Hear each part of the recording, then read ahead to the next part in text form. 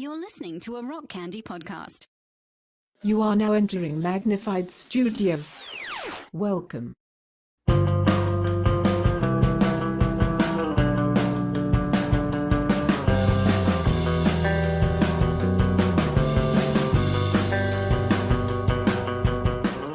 Coming to you from Magnified Studios, Magnified Pod presents It's Hard to Find a Podcast, covering your favorite indie bands from the 90s Christian alternative scene. Put your tape decks on record. I'm Andrew. I'm Jolly John. Oh, Merry podcast, Andrew. Merry podcast. This is our podcast. Yes. We're back Yeah. talking our boy Bazan. It's been a while since we have talked about our boy. Yes. And it feels appropriate to near the end of the year. We're nearing the close of 2022. We still got some podcast steam left in us for season 4. Yeah. But it feels kind of, to culminate almost the end of the year with what we started this season talking about. We're going to be talking about that dark, sacred night. Ooh, I love it. The 2016 David Bazan. I call him Dave. That's how He sometimes goes by Dave on releases, Yeah. so I think it's fine. I don't know. I don't want to be too presumptuous. Sure. It's his Christmas album, and we're going to be talking about that later. That's right. Before we get into that, we've had some, out of character episodes for the season recently. So we are getting back to everybody's favorite indie bands, and we will be talking about some people from our now not so favorite indie bands a little later. But John, how are you doing? How are you feeling after these last couple weeks, talking with Ted, talking with the person who lives in your house? She was like, "Why'd you say that part?" And I was like, "I don't know. That was not the best." No, I felt really good about that conversation. So did Jenny. I have really enjoyed this Craig's Bro, re-entry time for us, and thought going through that record was a lot of fun. I thought talking to Ted was a lot of fun. So I feel really good about those couple episodes. But ooh, baby, the holiday season is upon us. I'm ready to cozy up next to that fire with my dude and talk about my other dude, Bazan. And just everybody, we just want you to picture me and John wrapped in a blanket next to a fireplace. The room is only being lit by the flames of the fire. Listening to sad Christmas music. Sounds perfect to me.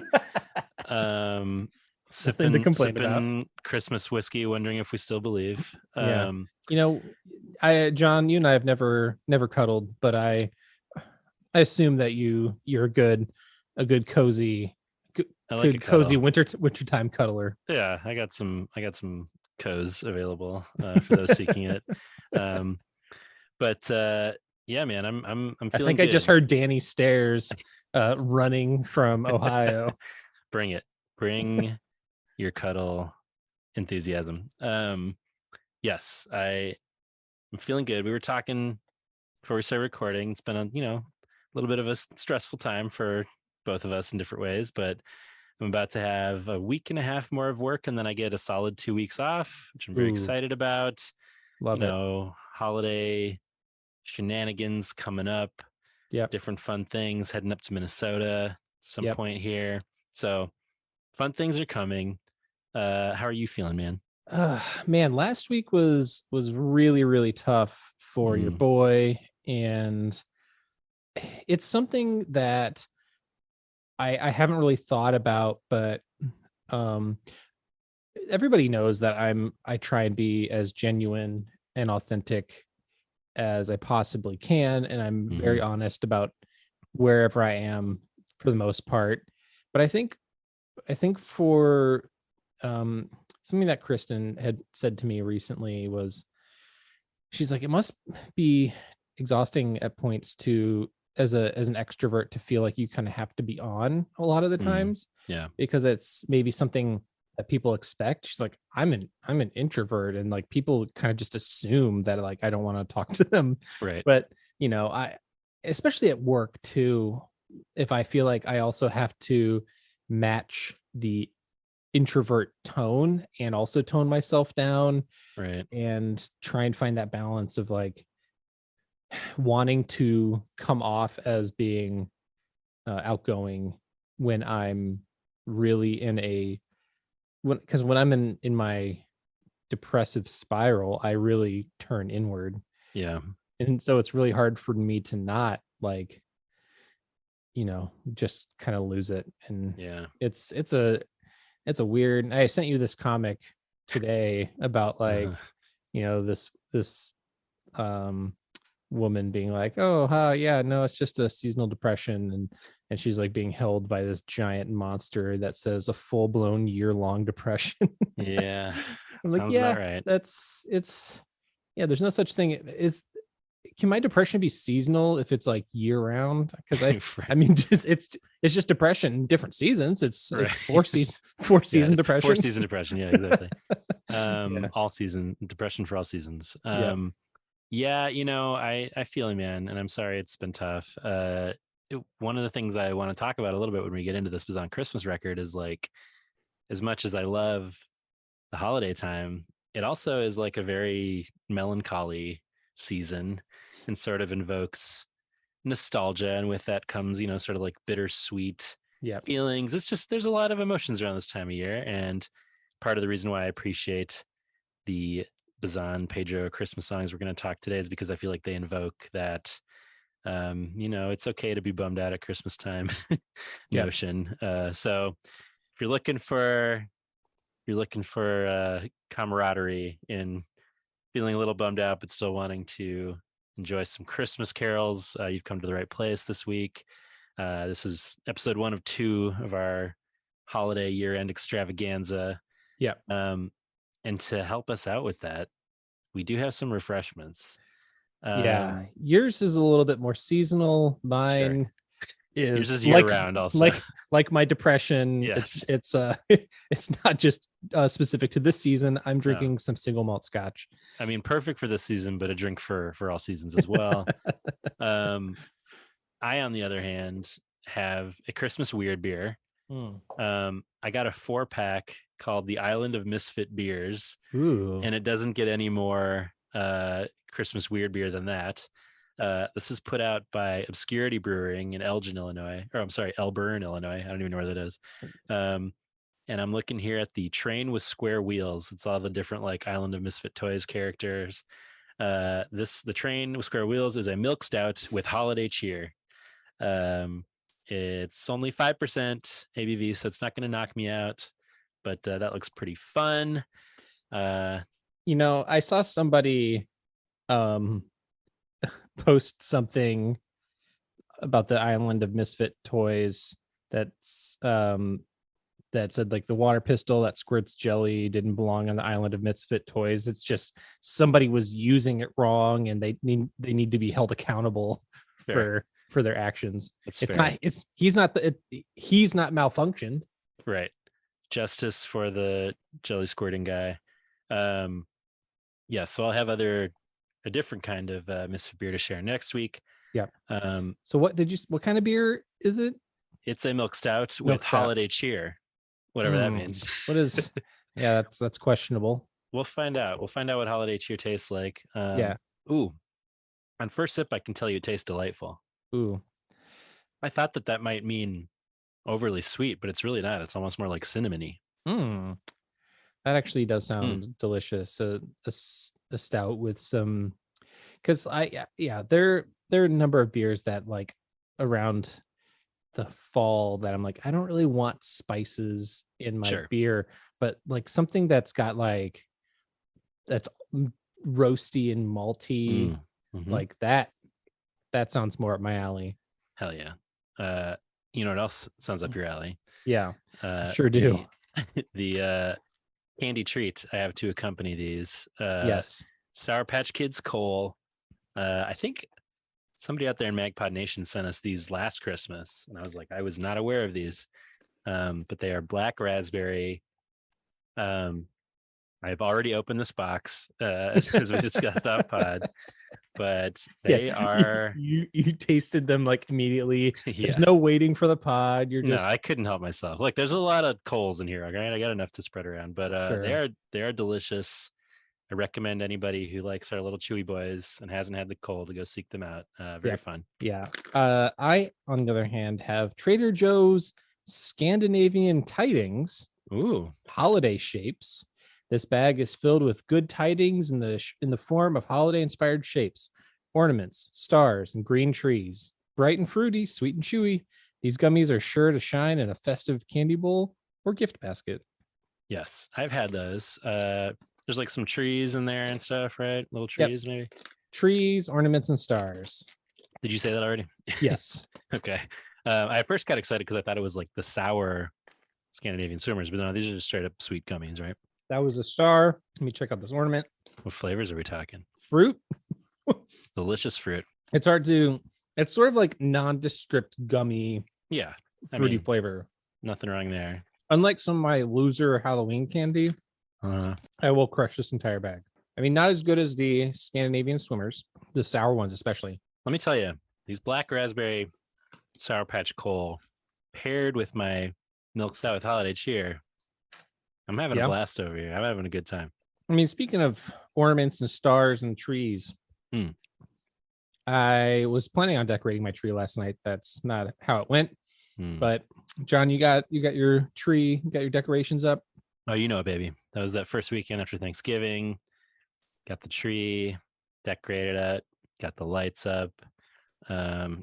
We just like accrue all this, if there's anything like the kids have made that's holiday themed, it like goes in the box. So like at Thanksgiving, we had like 50 turkeys that they've made over the years and just like all this random stuff. So Christmas, yes, there's a whole few Christmas giant containers that I get out of the basement and spread around. Bunch of advent calendars. We're all having fun. Yes, much Christmas decorating all over the place here. Why were your Christmas tree plans dashed?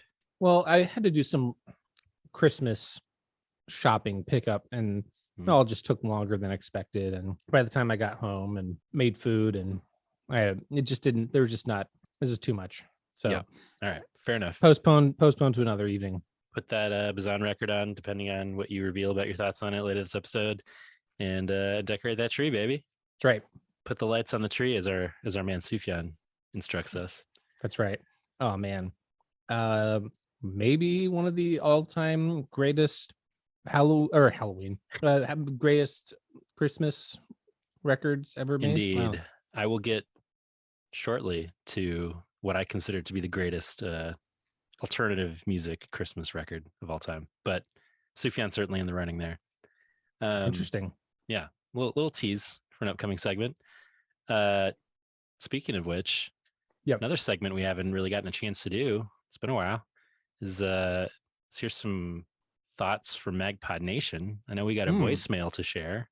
We sure do. Do we have a voicemail line? We do. 872-762-4763, 872-7MAGPOD. Some people are saying it's the time of year to share your holiday Christmas music memories, to share your Craig's Brother thoughts about the new record that we haven't heard very much of yet. Many people are saying like almost any kind of voicemail. Yeah, it's been a little light on the old voicemails and emails lately. Yeah. But I see who we have here to hear from. We got our boy Danny Stairs. And I think he has something to say about the old woman who lives in your house. Okay. The old woman? Hey, what's up, my dudes? It's your boy Danny Stairs. Catching up on some episodes. I just listened to, well, I didn't listen to the whole episode for this week yet, but I got through Jenny's guest appearance. Love her as a guest. Love the work she does. Just great message. And a really great resource. I hope I can try to get this book into the hands of some people who I think will really read it, take it to heart, and benefit from it. And I just love her perspective and love that she's, a part of the Magpod universe. So now I'm on to the Craig's Brother album discussion. And, musically, I think it slaps, but I can't get into Ted's voice. So, but, it's good music, and I'll listen out. The messages that I've heard in the first couple of songs that I have heard little clips from have all been good, so I'm looking forward to hearing that out. So, anyhow, Magpod for life. Love you guys. Hell yeah. Thanks, buddy. Not even a toodaloo. This was a very positive voicemail. That's true. Thank you, Dan. Love you, buddy. Appreciate you always supporting Jenny, who, by the way, if you didn't listen to last week's episode, has a new book out called Doing Nothing is No Longer an Option. It is about the work of everyday anti-racism. And I saw that Danny was giving away a copy on Instagram. So, hey, go find our dude on the gram if you want to check that out. But thank you, man. Thank you for that support as always. Gonna have to go ahead and disagree with you on Ted's voice. However, as we discussed, it is a specific sounding voice. So I guess I could understand if perhaps it's not. We can't all be Mike Herrera, Danny, but yeah, it's true. I do love Ted's voice. And he said he did text me. He did end up finishing the episode, and he said me thinking about changing my number 3 at the 2 hour and 40-minute mark of the episode is the most Magpod thing of all time. That sounds like some classic Magpod right there. And I said that and me trying to get you to say that you like Ted's voice because it's shittier. It's also classic Magpod, classic me trying to get you to admit. Yeah. Well, for the record, we don't actually think Ted's voice is shitty. That's not a real thing. No. Who agrees with you about your top 3? Ooh, who's that? Is our dude Jesse Arsenault, who over on Twitter just said, "Got to go with Andrew's list," which is a not uncommon refrain from Magpod Nation. I'd say most people usually line up with you over me. However, David Trivet on Instagram said his top 3. He also had the same top 2 as us. Violent Faith number 1, Out of Your Hole number 2, but Terrible Slave he went with for number 3. Yeah. Can't argue with that. No, it's also solid top 3. And then our girl Missy on Facebook said number 1, Rodeo Clown, which is a fascinating song. Number 2, Out of Your Hole. Can't argue there. And number 3, Scattered and Few, which, as I said, was in the running for my top 3. So good lists all around. People liking different tracks, but I think it's safe to say our top 2 seem to be pretty well loved among Craig's Bro Nation. Stone Cold Bangers. Go check out that album if you haven't yet. And next year, John, 25-year anniversary of Homecoming. Oof. What? Wait, hold on. What's that? What? Do you hear it? Is it the Streets? I think it's the Streets. They're saying 25-year anniversary tour of play Homecoming all the way through and then play a whole bunch of the new shit. Man, I mean, that I guess that sounds like a pretty good idea to me. But some people are saying it's like an easy layup for press and promotion to cash in on this 25th anniversary idea. I know, like 25th anniversary, like vinyl pressing or something. I don't know. Just like lots of Ted, Steve, and Jason, get at us. Let's make this thing happen. I know we've been talking about Midwest shows, but how about instead a tour? We'd like that. Any shows would be great. Any shows at all, we'll take them. Craig's Brother 2023. I'm speaking this into the universe. It's kind of like The Secret. They're just going to speak it into existence. It's like the prayer of Jabez, only the prayer to Ted Bond. Please, Ted, come and tour. Well, Craig's Brother will always be winners in our hearts. But yes, speaking of 2023 tours, yes, we got some things we need to talk about in our winner's circle this week.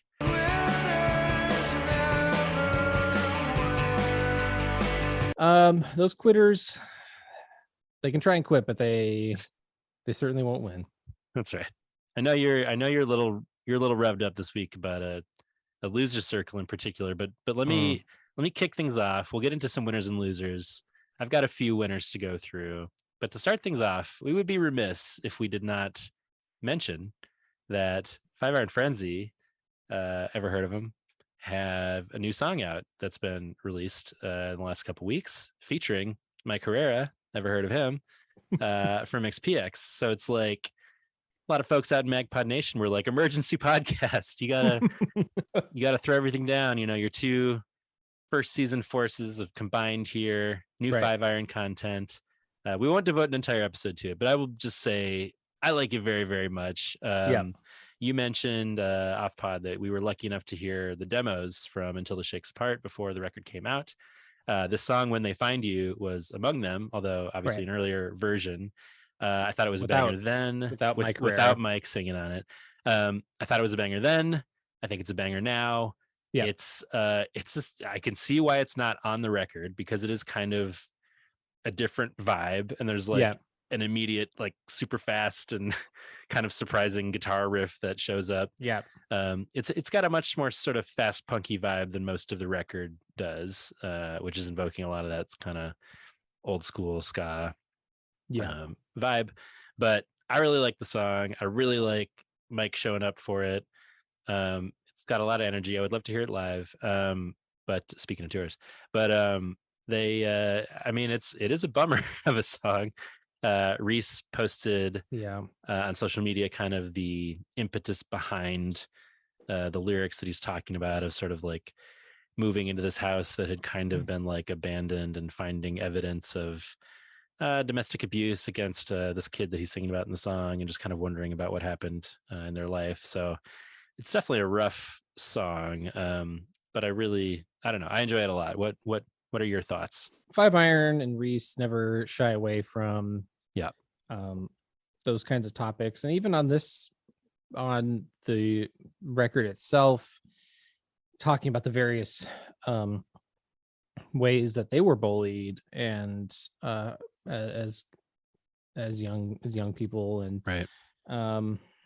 in terms of like the tone and the lyrics, it works. Maybe musically, to your point, maybe not the ideal track for the record, but again, yes, would love to hear it live. Would love to hear any of the new shit live. Yes, please, and thank you.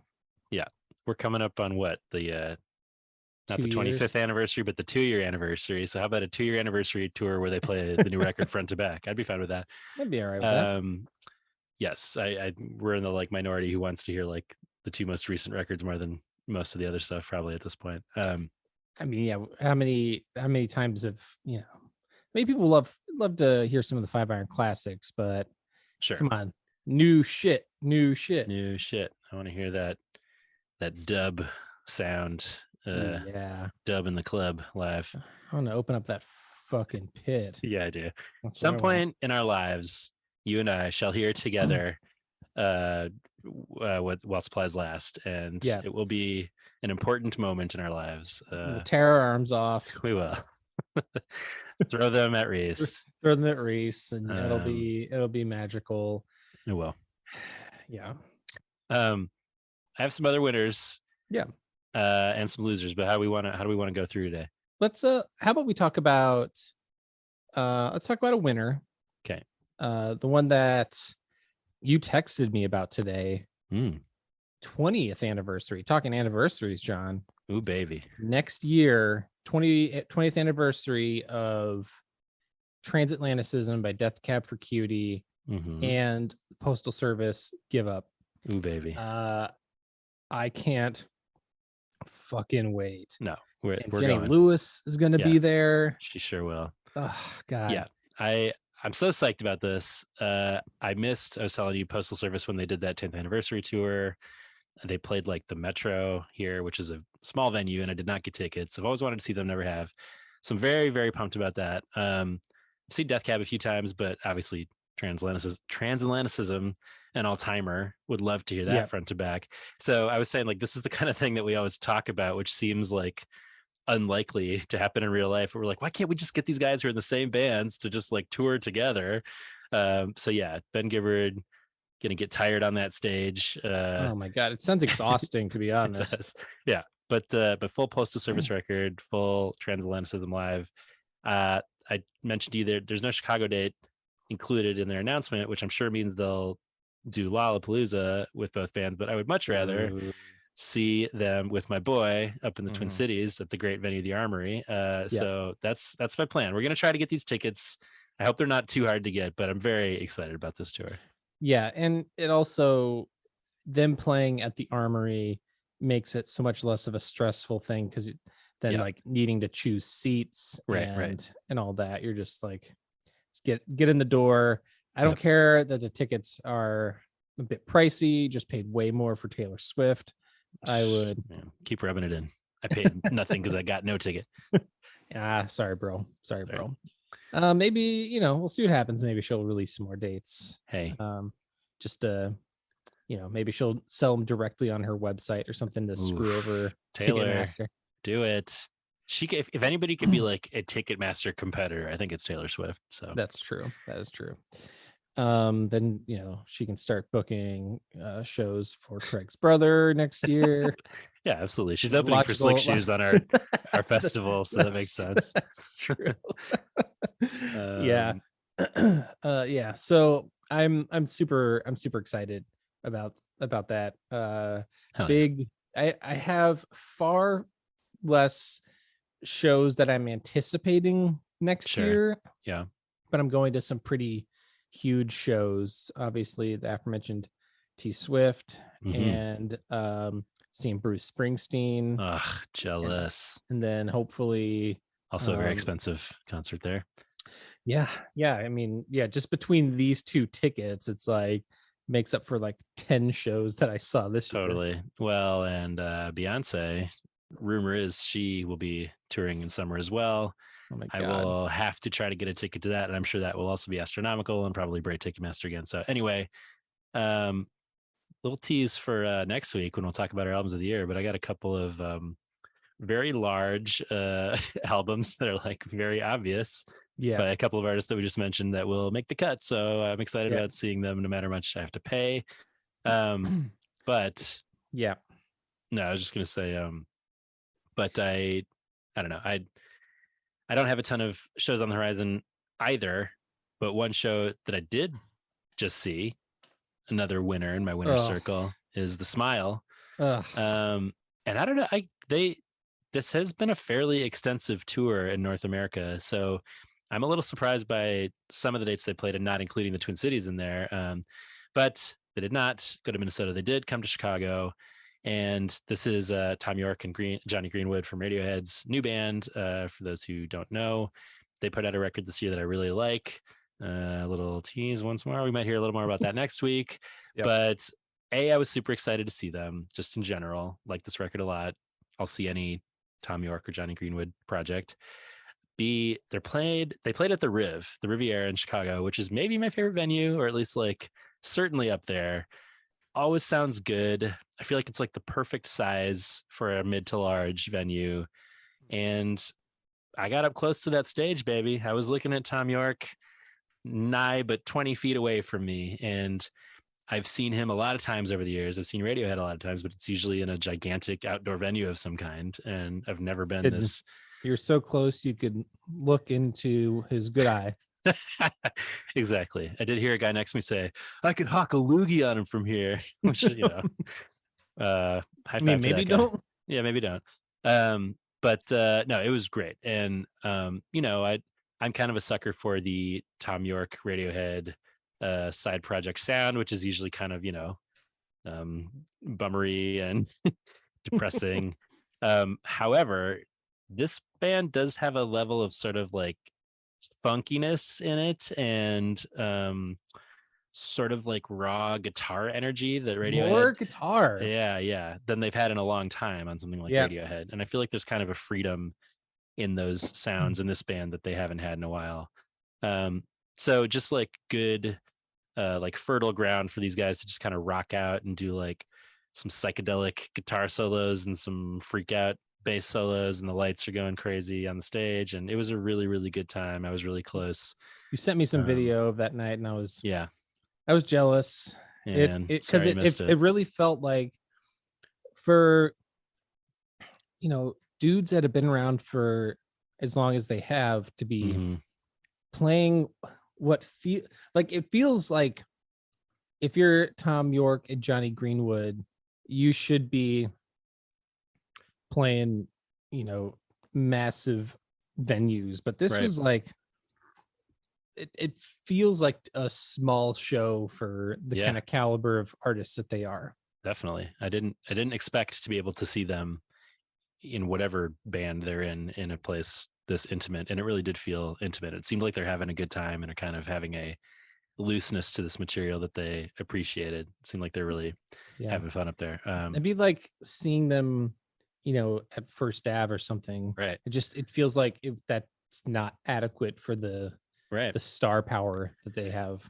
And it was very packed, so I'm guessing by the time the show started it was sold out, but it wasn't even sold out. That's wild. On the day of the show. So I was like, maybe just the smile, people don't really know what that is enough yet that they can pull this off. But it's kind of annoying that it is true that oftentimes the Twin Cities gets skipped over for whatever reason. Like Cursive is doing a big tour, and I think with Thursday, and it's a big show, and they're both doing like playthroughs of albums, and not playing the Twin Cities.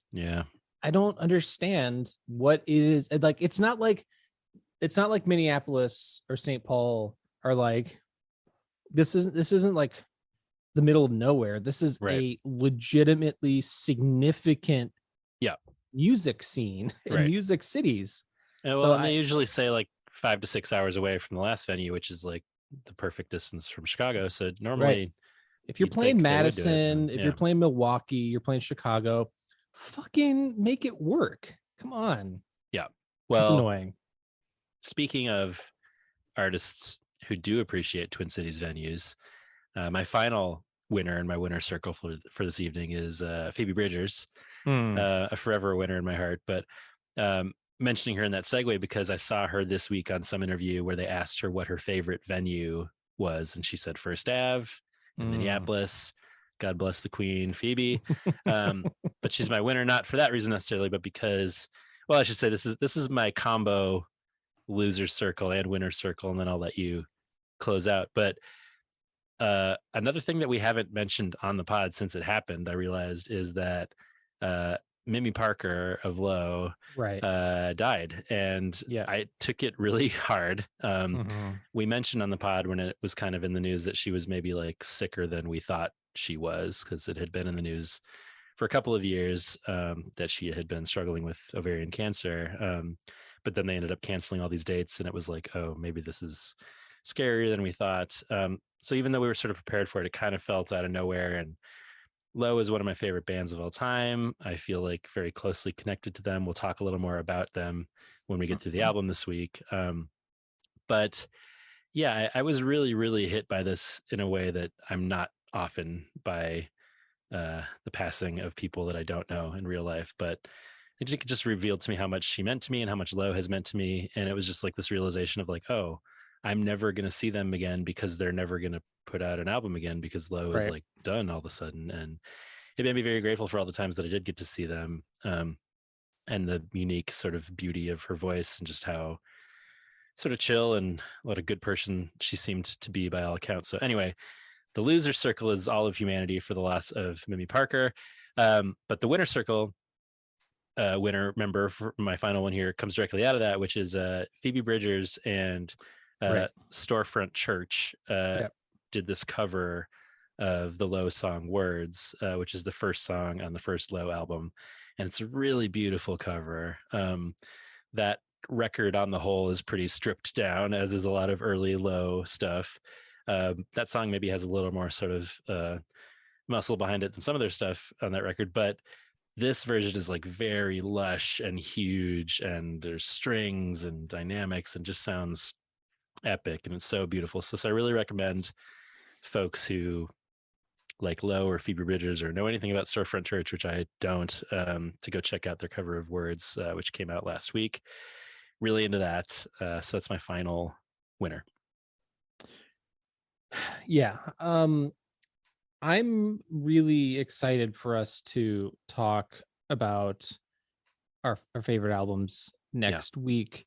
I anticipate that being a significant portion of the episode because I think there's so much to talk about with all of the albums that we're going to be discussing. I know there's going to be some overlap, but man, I'm really struggling finalizing my list because there's some that I really want to put on there, but I'm like, to put this on there, something's going to have to get bumped. I know. And I feel like, is it not, and is it ending up in my honorable mentions enough for me to like give it, for me to,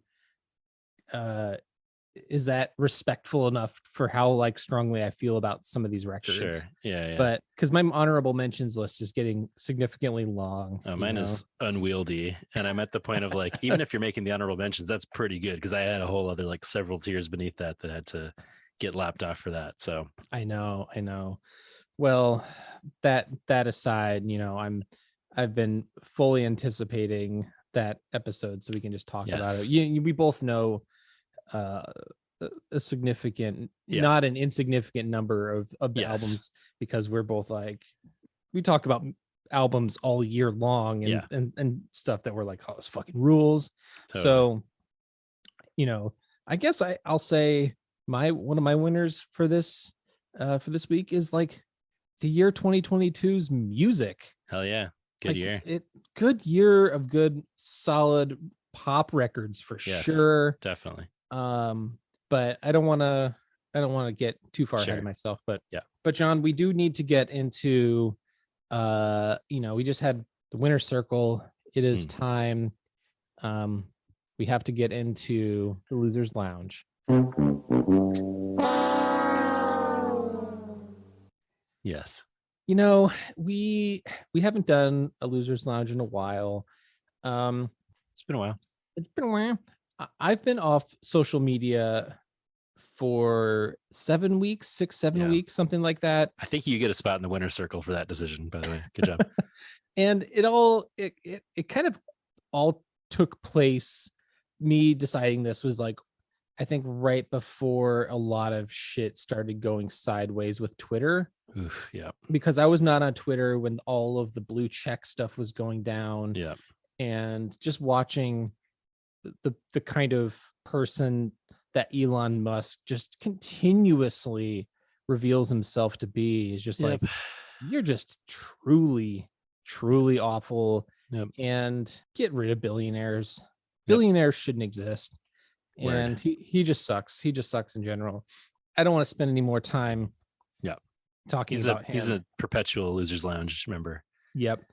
As is Kanye West forever. Yeah. Perhaps one of the reigning champions of the Losers Lounge. I feel like season 1 we talked about, we're like, we want to have a moratorium on even talking about this guy, and he's only gotten progressively worse, so and much more worse. awful. Yeah. So that is a huge disappointment. The guy who said George Bush doesn't care about black people is now talking about how great Hitler is. So weird. And also, like, let's not use mental illness as a scapegoat for people's terrible choices. That also demonizes people who do have mental illness, who are able to not be racist pieces of shit. Just because you're bipolar or whatever doesn't instantly mean that you're like, oh, he doesn't know what he's saying. It's like, all right, well, no, he's bipolar and a giant piece of shit. So yeah. Maybe this isn't fair on my end, but there's just something that I came up today that I mentioned in the Discord, and this is talking. Somebody mentioned in the Discord about Josh Porter, who was the lead singer of Showbread, a band that people have said, oh man, you guys don't know them, you should be checking them out, you should cover them during when you do your hardcore season or your whatever, screamo, emo, hardcore season, whatever. We're like, oh yeah. And it came to my attention today that he has a book, and it's called Death to Deconstruction, Reclaiming Faithfulness as an Act of Rebellion. And I was like, okay, I want to get some more context for this. It's a provocative title. Yes. I want to see what this is about. And so I went to Amazon and I looked at the book description, and it says straightforward, readable, relatable look at issues that too often derail faith. Another Christian renounces the church and Christ. Former Christian music star turns her back on faith. I kissed Christianity goodbye. Headlines like these are becoming common. It seems like the most popular trend in faith circles lately is to deconstruct and then deconvert. Joshua Porter knows that story from the inside out. He was raised in the tangles of American evangelical Christianity, and the church he knew was conservative, fundamentalist, and politicized.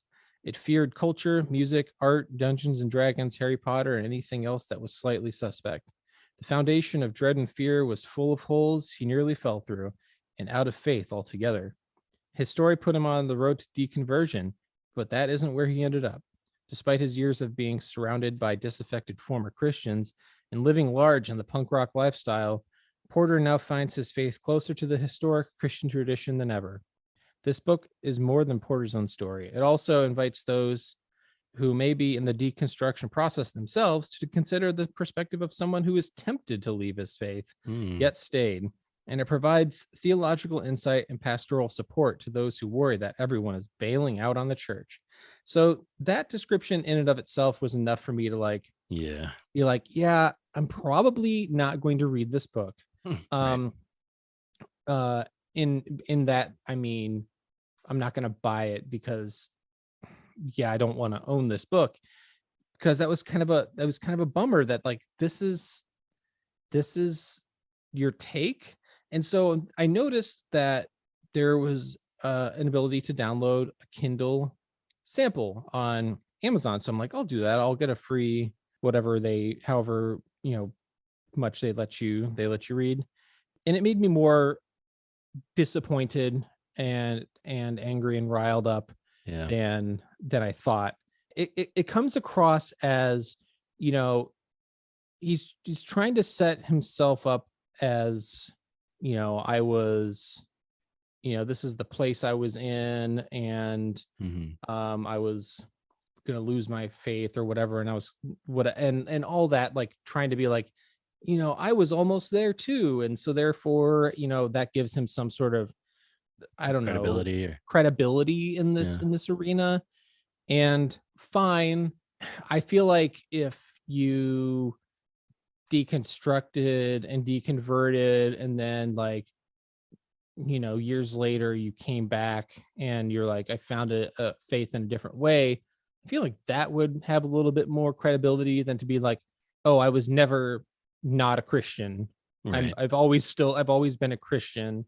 I was just close to not being a Christian, and I was falling prey to what he calls the great predators. And the way he frames so many of these things to me are reductive and diminishing, and like as if these aren't actual things to be that are like they're legitimate. They're not like these things that are like, oh, they're out to get it's like, no, these are legitimate reasons for why people maybe deconvert or don't call themselves Christians anymore. And he says the first one is biblical illiteracy, which it's like, yeah, if you don't understand the book, of course you're not going to want to believe it. It's like, but pretty much all studies show that atheists have a better understanding or better biblical understanding than Christians do. Mhm. You can look at Pew Research, and that is something that is documented, that just basic biblical literacy, that Mhm. the second great predator is the problem of evil. Craig's brother knows something about that. Very legitimate criticism. I don't know why that's like something that it's like, yeah, if you are the one making the claim about your deity, you have to back it up. And yeah, I know it's inconvenient. It's an inconvenient place to be, that, but that's your problem. Politicized Christianity. Yes. When it becomes politicized, it's not just like, oh, I don't like this political leader. It's like, well, if your political party is rallying people to violence towards different groups of people, yeah, maybe they don't feel safe in the church. Safety is legitimate. Yeah, the fourth one is hypocrisy. So yes, if the people that are lifted up by this in the spotlight are these people that are hypocritical and claim the name of this faith. Also, I mean, that's for me not really at the top of my list, but it's also a legitimate grievance. And to me, the most insulting one, and this is, and I honestly, I don't know Josh or the work of Showbread very well, but this to me is the most insulting one, and I expect better of him. The final lumbering predator, he says, is self-denial.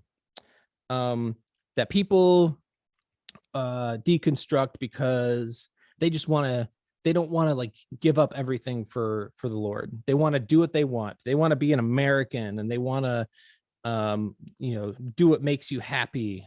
And that's such a shitty thing to say. Yeah, it's very dismissive and patronizing. It is very patronizing. Yeah. And like, yeah, okay, I understand that he makes it sound like the people that he's been hanging out with are just like these disaffected, angry people. It's like, hey, you know what? There are plenty of people who left the church who have reasons to be angry. Right. And to diminish it by being like, oh, they just want to live for themselves. They just want to be selfish. Well, it's it just betrays your use of like a straw man, where like you haven't actually talked to people about their experiences. Because, as we've talked about over the years, like most people's deconstruction or deconversion experiences are very painful and involve giving up a lot of their identity, often in a way that's like really difficult. It's not like a casual, like, hey, I hear this is cool right now, I'll try it out. And that is so often how it's framed. Right. I mean, that's how he frames this on like the book description. It's like, it's the trendy thing to do. It's so trendy to, have to analyze and painfully go through your value system and what you thought the world to be, and to just start over from like trying to understand things. It's not something you do for fun because other people think it's cool. Right. That's just, I don't know. It's not a thing. Yeah. They're looking to cash in on an idea, and like, I don't know, anytime there's like something in the news, they're like, oh, how can I like spin this to get attention or whatever. But yeah, this to me strikes me more as a manual for that people will use to prop up whatever arguments they have for why they think it's like, oh, you're just leaving the church because you want to live a selfish lifestyle. Right. And it's like, you know what? There are any number of reasons that people decide they want to leave the church. how about, why did you decide you wanted to be a Christian? Was it because you happened to grow up in a family that was Christian, and that's like, did you make that choice for yourself, or was it just sort of kind of spoon fed to you? I can also be patronizing and dismissive of your real earnest faith experience, but I won't do that, because that's so shitty for me to second guess your intentions, which is what's happening here. You're second guessing my authentic choices and calling them a aggressive, cancerous outgrowth of ordinary transforming. Fuck you. That is so shitty. I'm, and the thing that's so frustrating is like, it's just disappointing that people have been saying like, this guy really feels like, he would be like somebody that we could like connect with, and like, this is your take. This is your almost 2023 take. This is these are bad takes. All that to say, again, I'll give him a crumb of a benefit of the doubt, that I haven't read the entire book, but just based on, get the tone.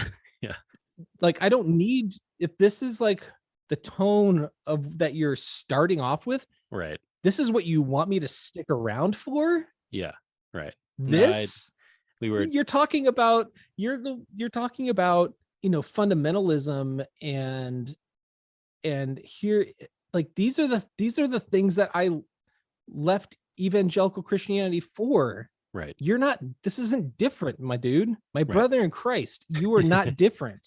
I mean, you're just as condescending. We were texting about this a little, and the fact that it's like has the title and subtitle the way that it does, we were kind of like, well, maybe it's like a provocative title that's going to maybe sell books or generate interest, and the actual content is a little more nuanced. And then it was like, oh nope.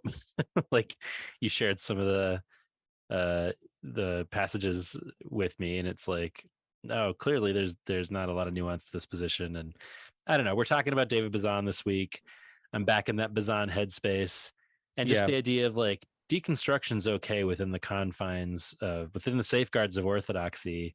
Just makes me think about this thing that Bazan always talked about, where just like, let go of what you know and honor what exists. Like, this guy is so certain about what orthodoxy is, and orthodoxy as it is known today in evangelical circles is like a pretty recent understanding of what that term even means, and that is changing and subjective as well. And it's like, I don't think we do well by ourselves or our faith or by other people when we're so certain about something that it means that we're dismissive of other people's experiences. Like, I have a prescriptive idea of how you live your life because I'm so certain about this. And it's like, you are articulating why people want to leave this kind of thinking. So let go, man. There's freedom in like the world as it exists without your certainty. And like, everything I know about show, like, I think, full disclosure, we're very pumped about the idea of a hardcore season. I'd say that's probably coming sooner rather than later. Showbread is maybe like the number one band people have recommended most consistently to us, as a couple of people who don't know them super well. And like, by all accounts, everything I knew about them seemed to be like, they have this very like pacifist energy, and they've spoken out against like sweatshops consistently, and they consider patriotism like, to be like sinful, and they just all this stuff that seemed very thoughtful. They were like getting in trouble in the scene all the time for like other Christians not finding what they were saying like properly Christian. And I'm like, this ain't it. And maybe, it's odd because kind of like you're saying, most artists that we've talked to from this world 20-25 years later are like, my faith has changed, or I don't have faith anymore, or whatever. And some of these folks are really going the opposite direction and using the trend in the world of violent faith right now, per Ted Bond, to double down on this like backward momentum of thought. So anyway, a bummer. It's a big bummer. And John, have you ever known me to try and talk you out of what you believe? Certainly not. Have I ever tried to be like, but John, like, don't you know that, like, I mean, just so many people, and the people in Magpod community, they know where I stand on these issues, but I would never tell somebody that the path that they are on or the journey that they're taking is cancerous or wrong. And I alone have figured out the way to go. And also, what are you afraid of? Right. So I deconstructed and I deconverted. And so what? And like these terms like bailing on God, it's just how old are we? I know, yeah. It feels bailing, like it's like it makes it, again, it makes it sound childish or flippant or like this party's lame, I'm bailing. It's like, no, this is so much more painful and well thought out, and people lose a lot. People lose jobs, they lose relationships and family and friends. This is not something that they're just like, oh, this is pretty hip to not love God anymore. Right. I tried, my dude, and guess what? I just didn't believe it anymore. Right. And that's just the way it goes. So you can be as condescending as you want, but I don't know who you think this is for. You think I'm one of the 3 readers. It ain't me, my dude. No, I don't think you're going to get a lot of folks reading this and feeling any kind of convincing argument from it. I was going to say earlier, the bailing on God thing reminds me of the like God's Rock TV, the G-Rock thing of like, oh, right, extreme sports. We're like, you don't want to bail on God, bro. Jesus is like a skate ramp. Yeah, gotta go gleam that cube with the Lord. Gleam that cube. Yeah, it just I don't know. It's the fear, to your point, that's at the heart of this need for certainty and for others to prescribe to your certainty. It just betrays a fearfulness that I'm just like, I wish you didn't have to live with this level of fear that's making life harder for other people. Feels like a little bit of projection. Feels like so. Trying to convince yourself. Right. You know, are you writing this book for other people, or are you writing this for yourself to be like, it's orthodoxy? Yeah, that's the ticket. That's how you do it. You gotta be safeguarded. You gotta stay within the confines. And if we're talking, like you were saying, about people who are convincing themselves of the tenets of orthodoxy to stay in the faith as they're going through a process, I have a level of understanding and compassion for that, of being like, they're clinging to things as they're figuring out what they believe, but to use that process to then double down and be like, nope, turns out I figured it out and you all got it wrong. So thumbs down to this book. We'll see what happens with how and whether we cover them in the future and all that, but it certainly will color how we sort of think about some of it, I think. And I need to see if I can find a copy at the library or something, because I really do want to finish and to kind of see where he takes it, and maybe somehow this section is just wildly different, and the tone like takes a 180, and he's like, just kidding, I totally respect you. Maybe you'll come back and be like, I realized that I bailed on the Lord and I'm coming back.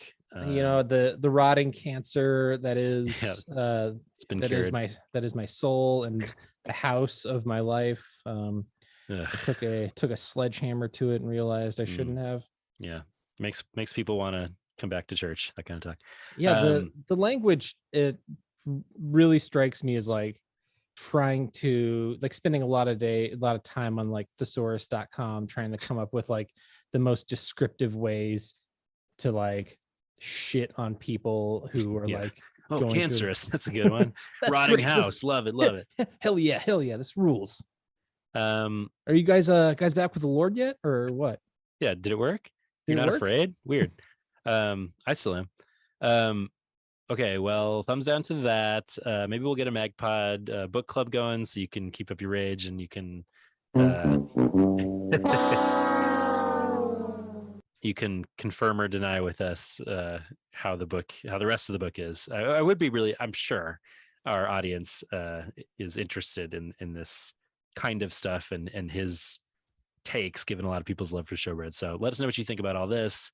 Speaking of Magpod Nation, something earlier, we may not have gotten a voicemail or an email about this, but I did get a DM saying, hey, you played a song of ours, but it was the wrong song. So I did want to honor Patreon punks Eric Gentry and Meg from Monterey by playing the correct song that they sang on. Now, last time, or at some point on the show, a couple episodes ago, we were playing some songs that we had folks had sent in, over recent months that we hadn't gotten to yet, and I played a different song by Adam Bean. Is that his name? Sure. Yes. And in fact, and we were like, I can't really hear the vocals there. So that makes sense. The song that they actually sang on was called Too Young to Party by Adam Bean. Meg and Eric sang background vocals on that. So before we go any further, a couple of other additions to our winner circle here, Adam and Meg. Eric and Meg. We wanted to hear Too Young to Party, which they're featured on. Hell yeah.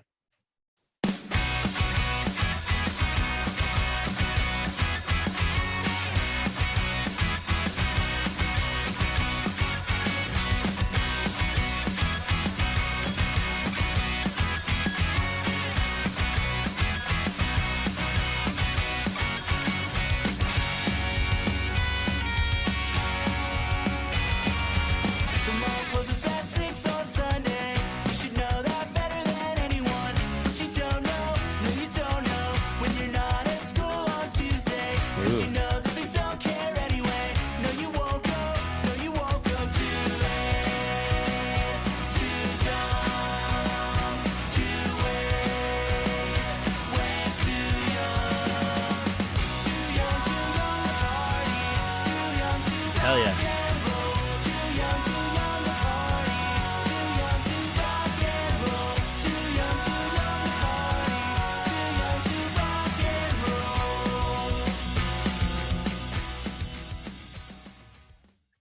Hey, that song sounds like a party. It really does. That's great. Makes a lot more sense now. Yeah. Much more prominent vocals, of course. Eric, lovely voice of the Adorkables. Meg, lovely voice of Being in Our Hearts and Lives. Love Meg. She sounds great there. They both sound great there. And this Adam Bean guy, this is rad stuff. He's from Monterey as well. But that was super fun. Way into it. Yes. So many talented members of Magpod Nation. So thank you, Eric, for clarifying that I fucked up. Happy to always hear creative output from the many creative and talented members of Magpod Nation. But before we get any further in this episode, Andrew, we've done some ranting. Mm-hmm. We've shared some thoughtful thoughts about the holiday season. Yes.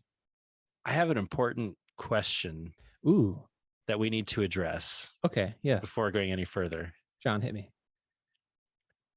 Do you want to play a game?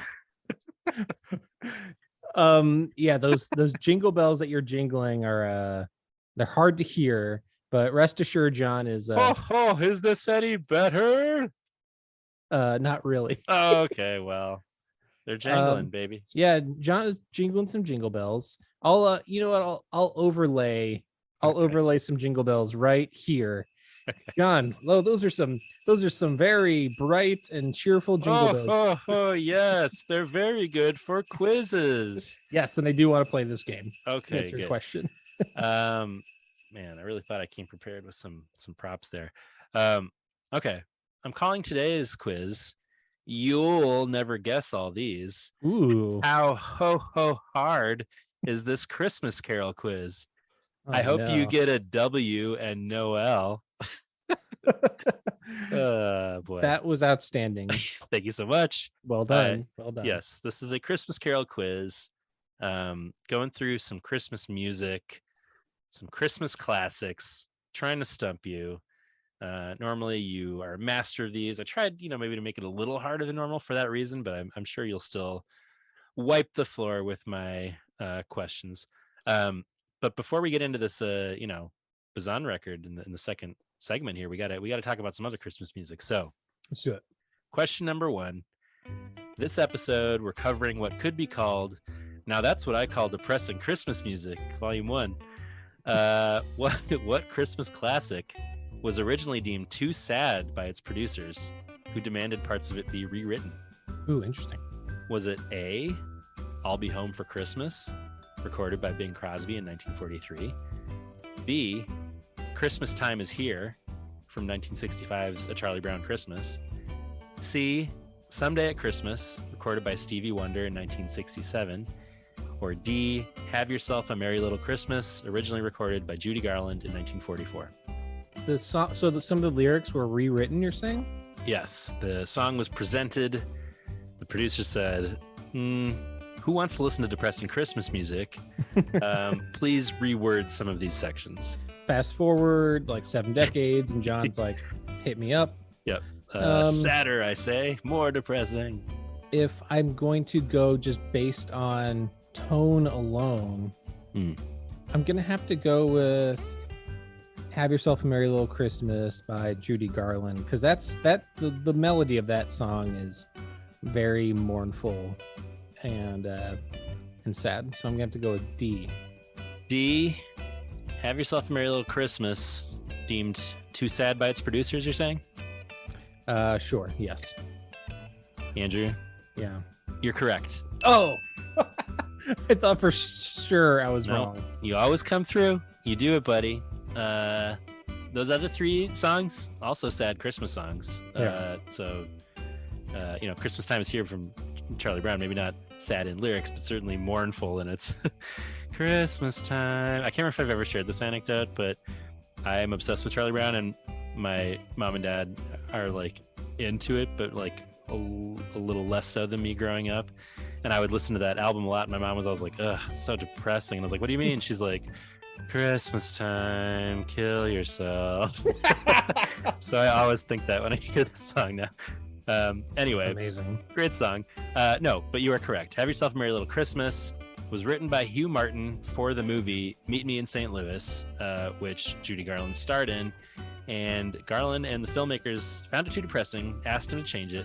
He initially resisted making those changes, but ultimately did make several changes for the version that ended up in the movie and became popular.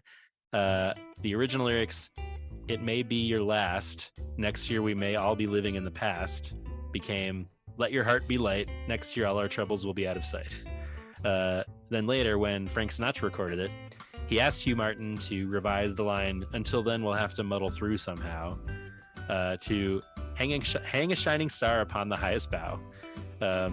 Frank said, "The name of my album is A Jolly Christmas. You think you could jolly up that line?" So props to Old Blue Eyes for haranguing him into a more sanded off edges version that we all know and love. Yeah, I mean, in reality, that probably would have been your favorite Christmas song of all time. Yeah, probably. I like those original depressing lyrics. It's good. Just we're all going to be fucking dead. I love how the lines were, "It may be your last." Like, hey, you never know. This might be your last Christmas. What a great. Merry Christmas. You'll be dead next year. Ho, ho, ho. Oh, Hugh Martin. Classic. Okay. Number 2. You're on fire already. Dave Bazan has a lush baritone voice, whose evolution we can track across songs on today's album. We'll get to that. The singer of You're a Mean One, Mr. Grinch, similarly has a memorably low, although much bassier voice. Yes. What character did the singer of You're a Mean One, Mr. Grinch also provide the voice for? Oh, yeah. Was it A, Unicron the Transformer as performed by Orson Welles? B, Darth Vader and Mufasa, famously played by James Earl Jones? C, Tony the Tiger, performed by Thurl Ravenscroft? or D, Smaug the Dragon in the animated Hobbit movie, performed by Richard Boone? Wait, so This is confusingly worded. I'm confused. He also played one of these characters? Yes, the singer of the song "You're a Mean One, Mr. Grinch" also provided the voice for one of these characters, and I named the actor who played each of those roles. So the actor who did one of those roles also sang the song. I know, that's confusing. Okay, so it's either Orson Welles, the guy who does Tony the Tiger, James Earl Jones, or the voice of Smaug the Dragon. I'm gonna have to go with Tony the Tiger. You're saying, just to be clear, the person who sang "You're a Mean One, Mr. Grinch" was Thurl Ravenscroft, who also did the voice of Tony the Tiger? Yes, that's exactly what I'm saying. Andrew, that answer is great. You did it, King. Oh my god, I did 2 it. for 2. Did it. You managed to overcome this confusing question. I was right. like, wait a minute, this is Orson Welles? I mean, no, I was like, that doesn't sound right. Well, it also doesn't sound right that he voiced Unicron the Transformer, but here we are. But in fact, our king, Thurl Ravenscroft, "You're a Mean One," was also "They're great," which makes sense. Yes. All right, 2 for 2. I gotta Number say 3. though, I could see James Earl Jones. Right? Sounds This pretty. That sounds pretty James Earl Jonesy. It does. That does has pretty James Earl Jonesy. Love that dude. All right, number 3. Christmas carols are a unique genre in that they've been performed and reinterpreted across centuries all over the world. But which Christmas carol was the first song performed in space? Ooh. Was it A, Jingle Bells, B, Oh Holy Night, C, Christmas, parentheses, Baby Please Come Home, or D, Rockin' Around the Christmas Tree? More like Rocket Around the Christmas Tree. Ooh, maybe that's what they changed it to if they performed that one. That's true. That's true. When you say performed in space, like I probably don't You have get follow-up questions? I probably don't get the details until after I guess. I'll tell you this much. Okay. This song was performed.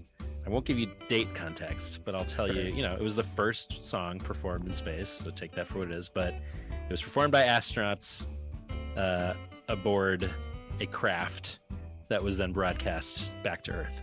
I'm gonna have to go with I imagine that they were trying to bring some seriousness and wanted to be very Christian about it, and they were probably being like, we're out here in space and just looking on God's creation, and I'm guessing Oh Holy Night. Andrew? Yeah. You may think that, but they had the opposite impulse. In fact, they performed Jingle Bells. So your first incorrect answer, I'm sorry. I tried to throw you by throwing in a reverent song such as Oh Holy Night. Perhaps you're in space and you're thinking, I'm floored by the majesty of this moment, but they were like, Jingle Bells. I threw in Christmas Baby Please Come Home because it's like, maybe it's a little wink to like the families wanting to come home. Rockin' Around the Christmas Tree came out around the same time as this, so that was trying to throw you too. But this was in fact Christmas 1965. Astronauts Walter Schirra Jr. and Thomas Stafford performed Jingle Bells aboard Gemini 6. So there you go. A good guess, though. Some say that might have been more appropriate, but Let me see. Jingle Bells, Gemini 6. ooh, I didn't even get this footage. Roger, Houston and Gemini 7. This is Gemini 6. We have an object, looks like a satellite, going from north to south, up in a polar orbit. He's in a very low trajectory, traveling from north to south. Is it Santa? Has a very high fineness ratio. Looks like it might even be about a very low. Looks like maybe going 300%. Is he having a laugh? Stand by one. Looks like he's trying to signal something.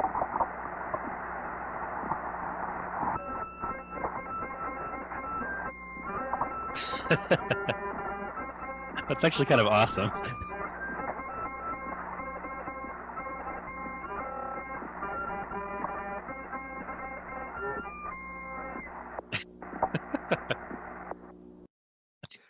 Okay, so it wasn't singing. It sounded like a No. harmonica. Well, at first I thought it was like bleeps and bloops. I thought they were like communicating through like rocket bleeps, but no, I think you're right. That was a harmonica. Yes, An the harmonica. 8-note Hohner little lady harmonica in space. The harmonica now resides in the Smithsonian.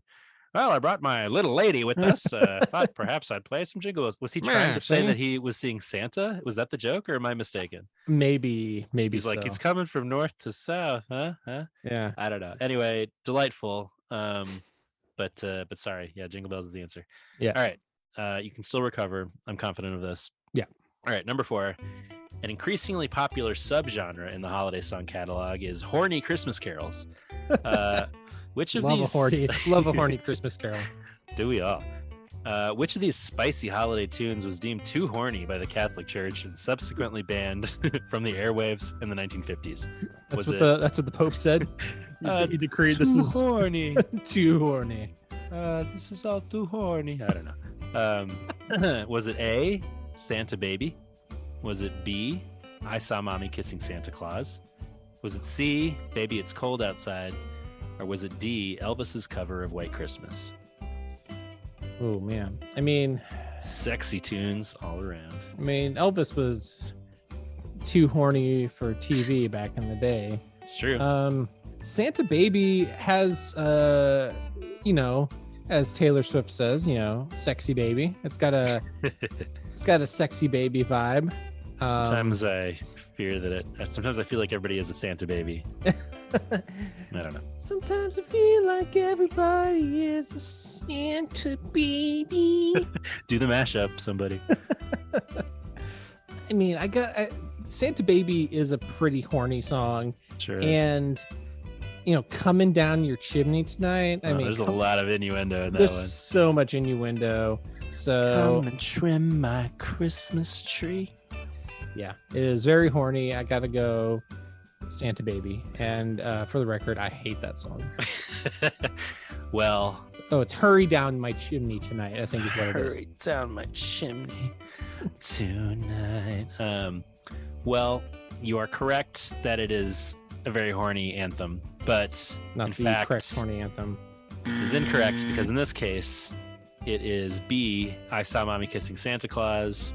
All of these songs were met with some level of concern by some people, including Elvis's cover of White Christmas, not because of the content, just because they thought Elvis was too scandalous to be celebrated for a beautiful Christmas song. But in fact, the Roman Catholic Church in Boston condemned I Saw Mommy Kissing Santa Claus due to its sexual content. Radio stations in the city then banned it from the airwaves. The performer of the song, Jimmy Boyd, traveled to Boston, met with the church leaders, and let them in on the secret. Santa was actually the dad dressed up as Saint Nick. Yeah. The church later lifted the ban. I'm like, that's pretty clear in the no song. Shit. The Pope was like, oh, what? Oh my God. Are you serious? Okay, never mind. In the Catholic Church, the Santa is a real man. Oh man, he sure is. And so this in their eyes, like Santa's going around to these homes and like hooking up with everybody's mom.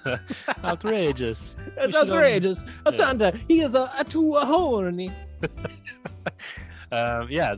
He comes down the chimney and he brings you the bigger package. Yeah, not. He's like, he's like, you have to handle my package and make sure to not forget about the sack.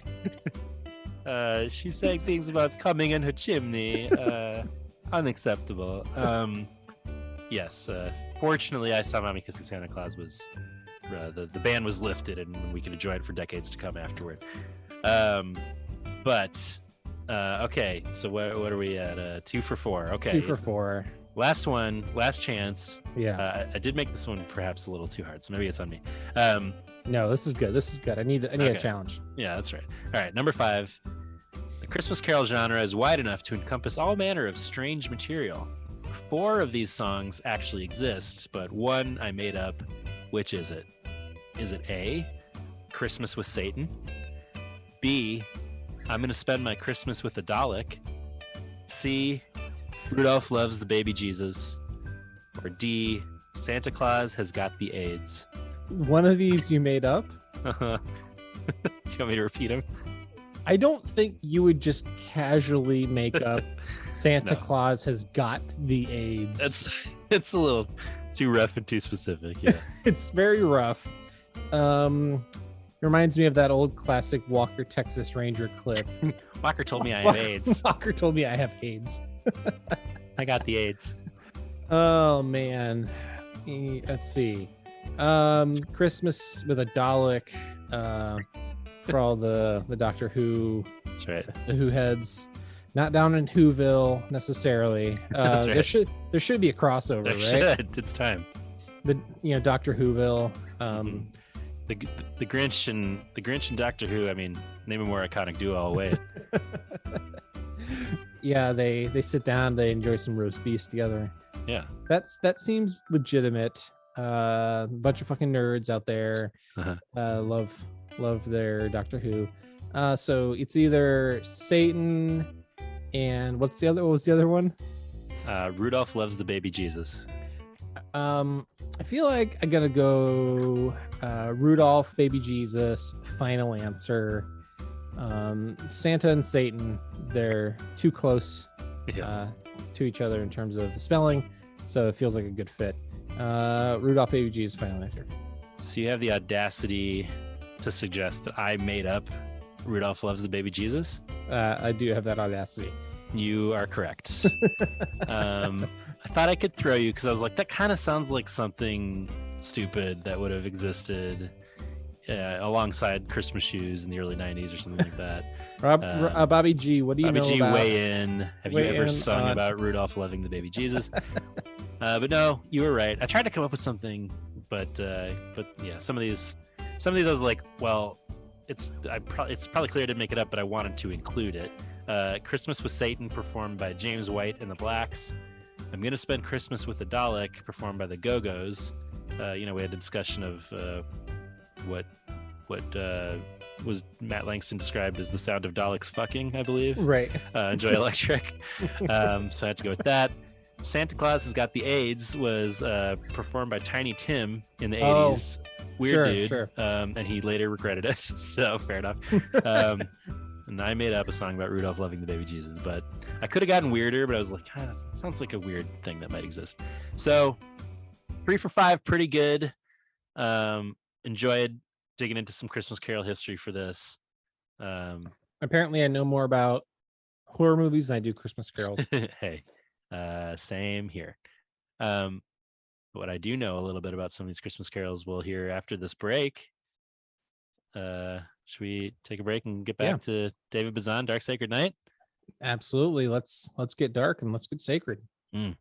Hi, my name is Stephen Long, and I host a show here on Rock Candy called Sacred Tension. It's about the spiritual discipline of asking questions. If you find yourself uncomfortable in your faith, or if you find yourself caught between modern science and ancient religion, or if you're curious about the journeys of others who are sorting out faith and doubt, Sacred Tension is a place where nothing is off limits. You will find conversations with pastors, cult experts, spiritual leaders, and skeptics, all discussing the ways we navigate the faiths we were given. Find Sacred Tension right here on Rock Candy and wherever you listen to podcasts.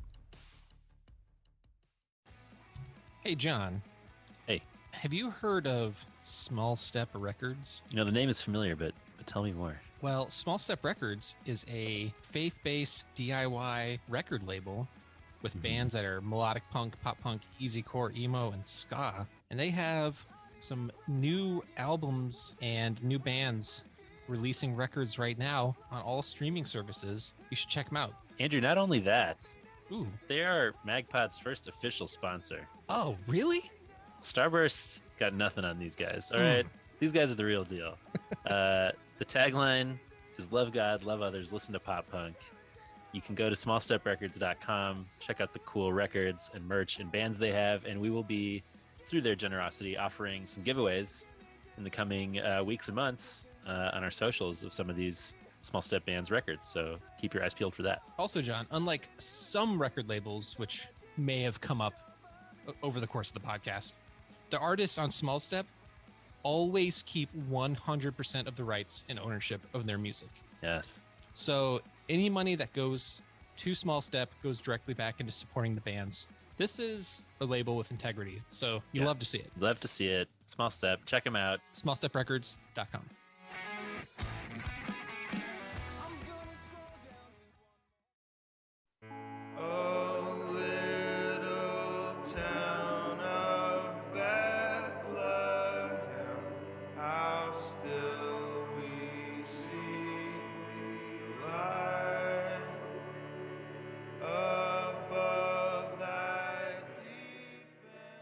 And we're back Yeah, we are. Getting talking ready, Bazan, talking getting ready dark- to talk some depressing Christmas music. yeah, talking that Dark Sacred Night. That's right. This is a collection of songs that means a lot to me. Hmm. You will not be surprised to hear. I have a deep emotional connection to these songs. This is a collection of songs he did from a series of 7 Christmas 7-inch records he put out through Suicide Squeeze Records as both Pedro the Lion and Dave Bazan from 2002 to 2011. I had all of these physical 7 inches except the first one, I think. Even in the years that I didn't have access to a record player anymore, I was still ordering them. And I certainly had them all as MP3s. Shout out to the pedrothelion.org message boards for hooking me up with those every year. That was the place to be back in the day. And I have the vinyl album cover of Dark Sacred Night framed on my wall. I love the title. I love the cozy artwork on the cover. Mhm. Just Dark Sacred Night. I'm just like, those are 3 things I like. So give it to me. And yeah, he whittled down those 14 songs from those 7 inches to 10 for this release of Dark Sacred Night. The other 4 he put out as a EP called Christmas Bonus, which we will cover on the Patreon this week. And I can see why he went with these 10. But this was released as a new packaged, remastered album on September 14th, 2016 on Suicide Squeeze. I referenced this earlier, but Christmas time and Christmas music are so wrapped up in nostalgia and tradition, happy feelings and melancholy feelings. And I don't know, I feel like this collection really encapsulates that well. I feel similarly about the Sufjan Christmas music, as we were talking about earlier. And now both the Sufjan Christmas records and all these David Bazan Christmas songs feel nostalgic to me too when I listen to them, because I've been listening to them for the last like 15 to 20 years now. So Right. I have memories of listening to them while decorating for Christmas and putting them on at my mom's house in my early 20s and stuff like that. So now they're like part of my Christmas tradition as well. Yep. But yeah, this collection, I mean, they mostly sound pretty shitty, which means I love it. They were on those 7 inches, like pretty lo-fi, and that 7-inch vinyl sound really came through on those digital versions of the songs I had too.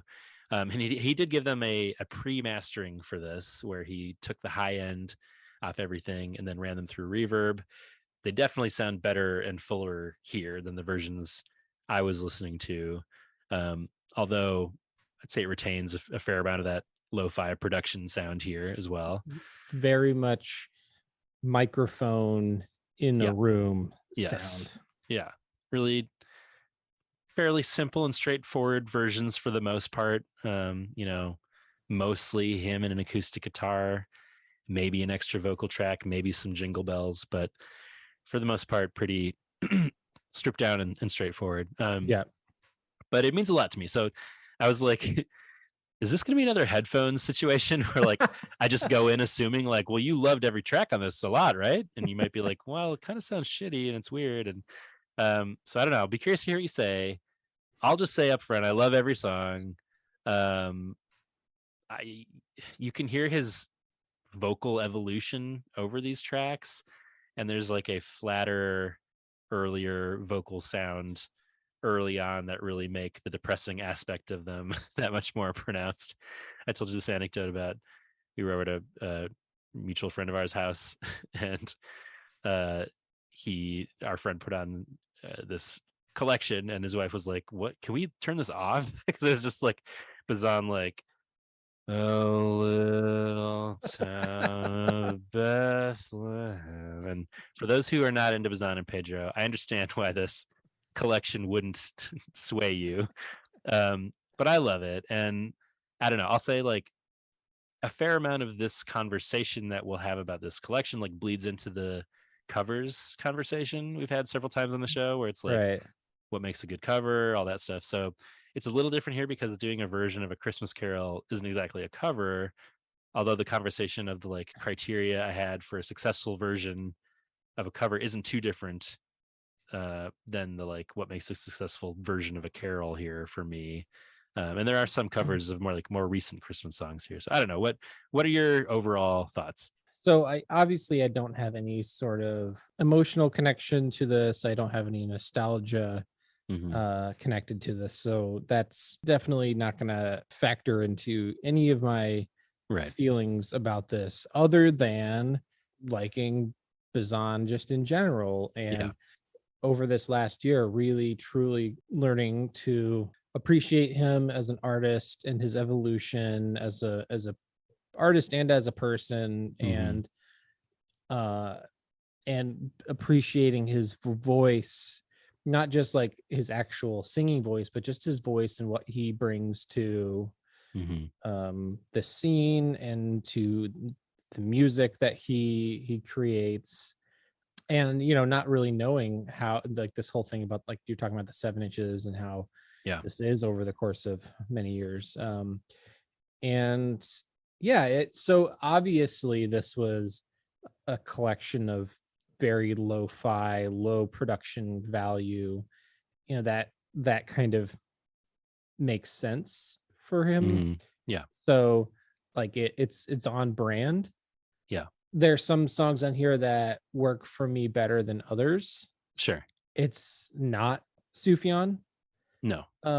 In the sort of creative ways that Sufjan tried to incorporate different styles and reimagining of classic hymns and carols and writing his own. Like, this is this is not as effective as that is for me. But of course, again, I have I do have nostalgia for the Sufjan songs. I'm sure even Dave would be like the first to say Sufjan put a lot more effort into those collections than Bazan did here, maybe.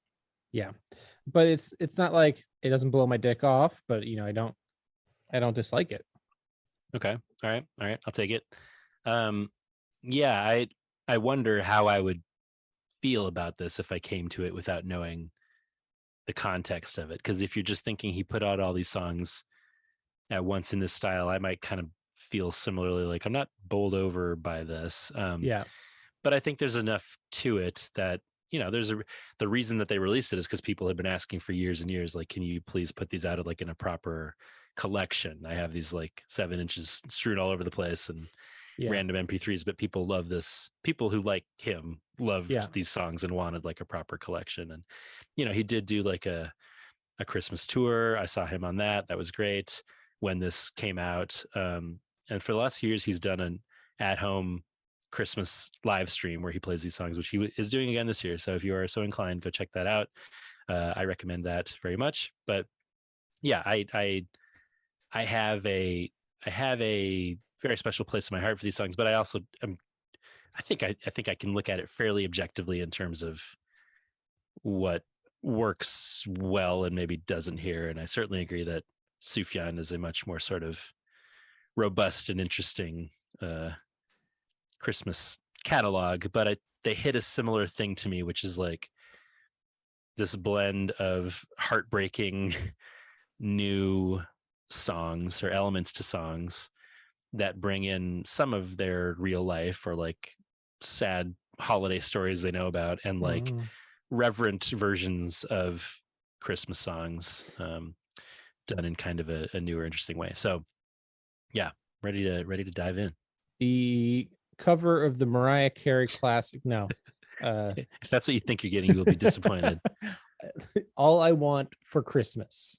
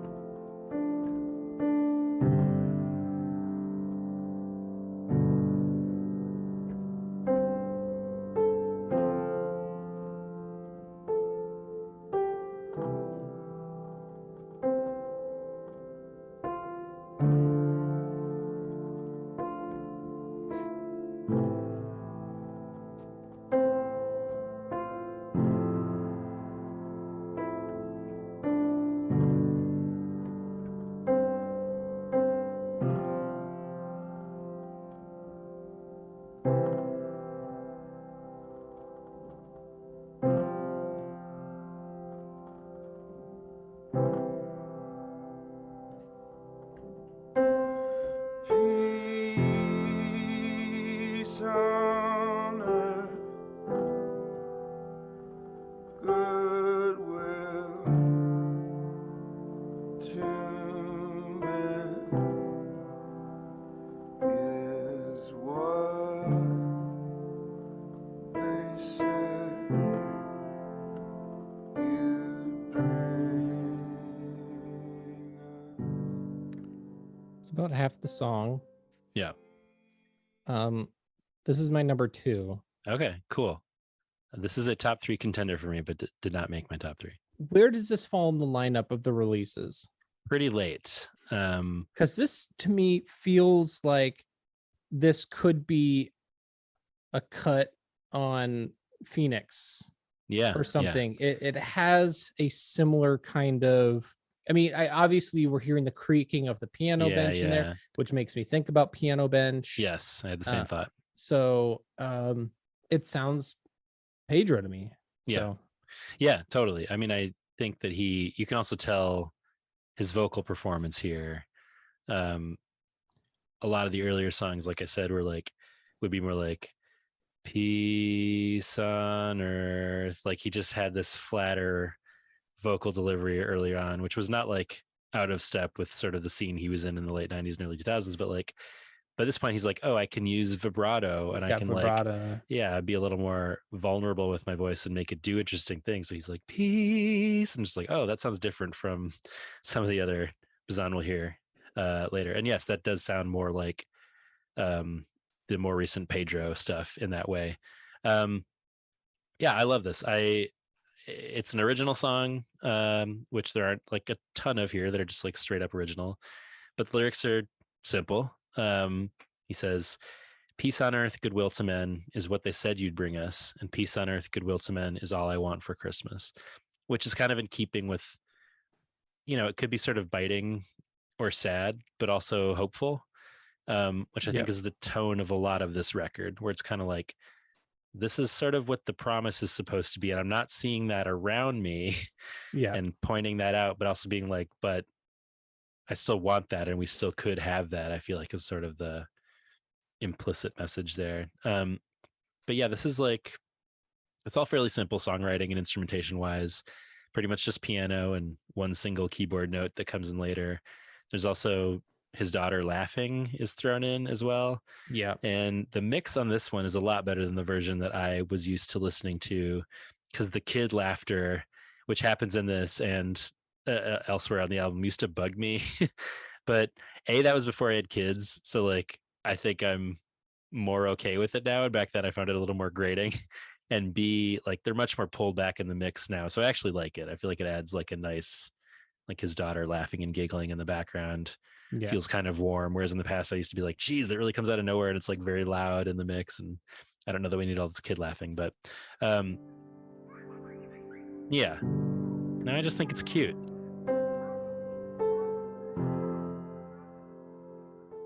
It's nice. And there's a feel of his family being involved on a few of these songs that I think is nice and makes sense for this kind of collection. But I don't know, it's pretty hard to argue with. It's direct, it's pretty, it's a little haunting and sad. Yeah. It's kind of all the things I want. So doesn't make your top 3. It doesn't. It was certainly in the running, but ultimately there's more that I like more. I see. It's interesting too that like what I connected with. I'll be curious to see what my other ones where they fall in terms of the how late they came out. But all right. Happy Christmas. War's over. So this is Christmas. What have you done? Another year over. New one begun. So this is Christmas. I hope you have fun.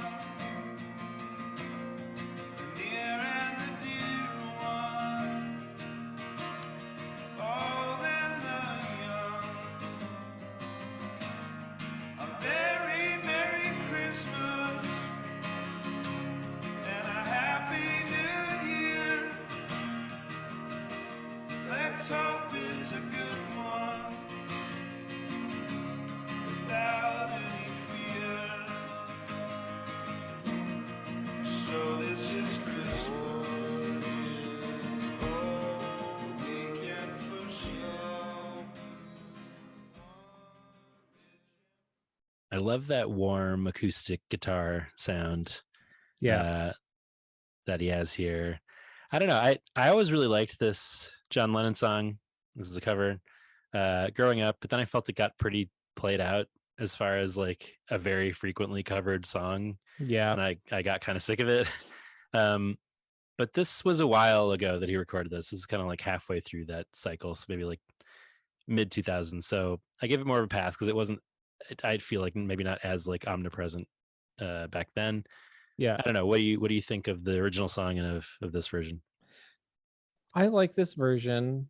Yeah. I don't totally love the song in general. It kind of falls in the general Beatles canon of Christmas songs done by Beatles that are Yeah, you better not be mocking Simply Having a Wonderful Christmas Time right now. it's a synthy. No, it's sucks, a synthy, a beautiful synthy daydream. Bam, bam, bam, bam. It's a synthy nightmare. Bam, bam, bam, bam, bam, bam, bam, bam. Let it into your heart. I will not. As far as like putting some effort into it, there's multiple instruments going on, there's multiple vocal tracks. Yep. So more so there's some more effort on this one than other tracks. So yeah, this is he does some great harmonies with himself that I think sound good. Pretty simple beat, but we got a beat and some sleigh bells for percussion. That makes a difference. I don't know. I think it sounds cool. There's a cool little synthy sound at the very end that I like. But yeah, I'd say my feeling about this song is similar to the original version, which is like, yeah, that's fine. So, oh yeah.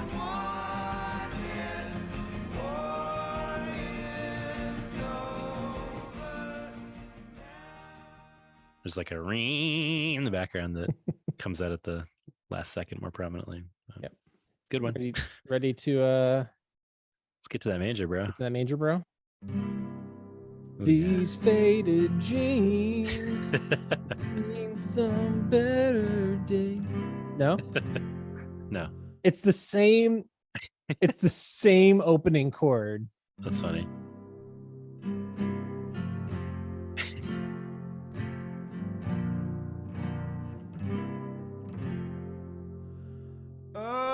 Away in a manger, no crib for a bed. The little Lord Jesus laid down his sweet head. The stars in the sky looked down where he lay. The little Lord Jesus asleep on the hay.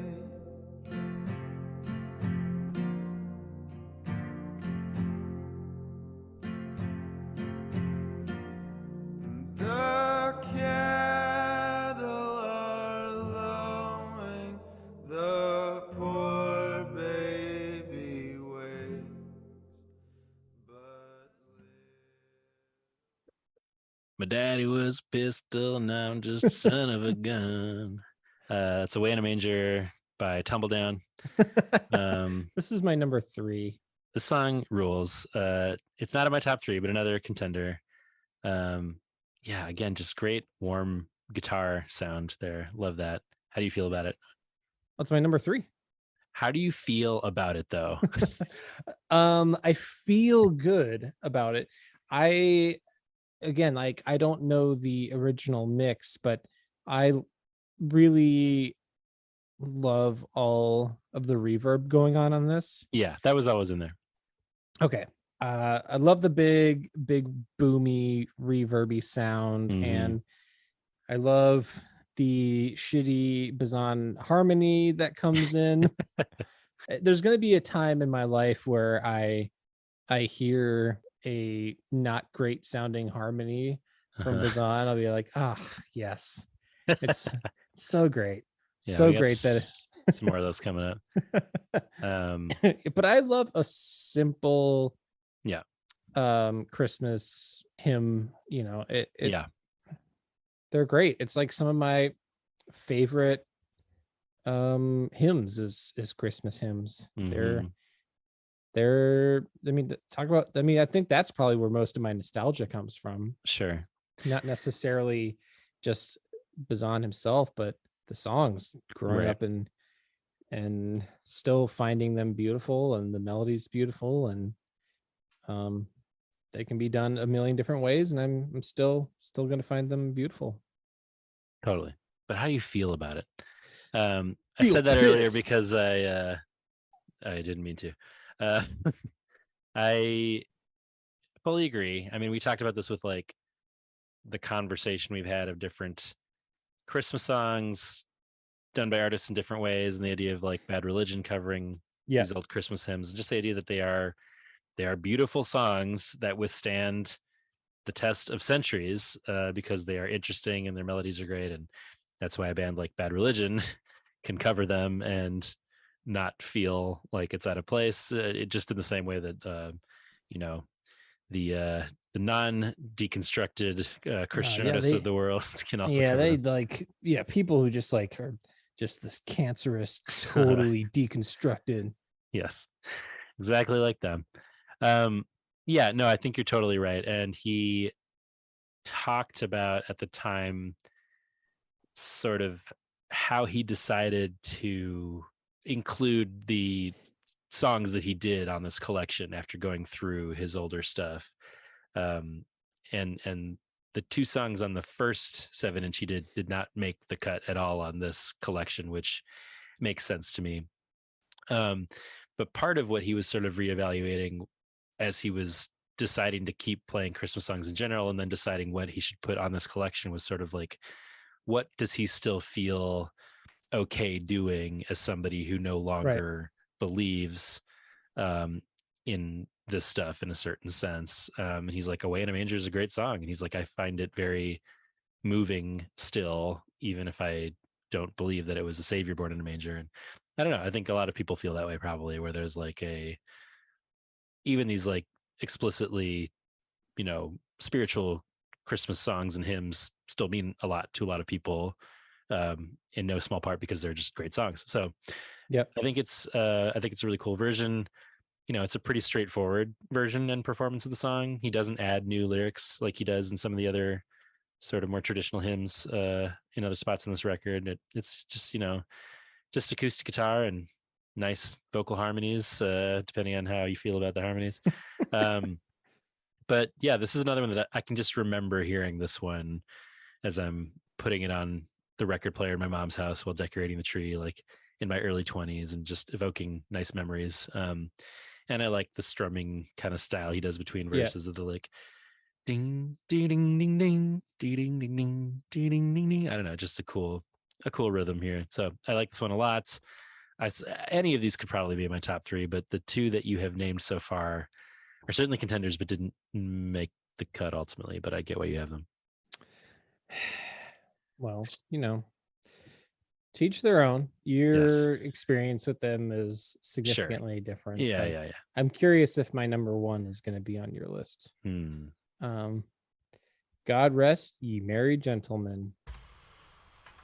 Well, that hiss sounds great. Yeah.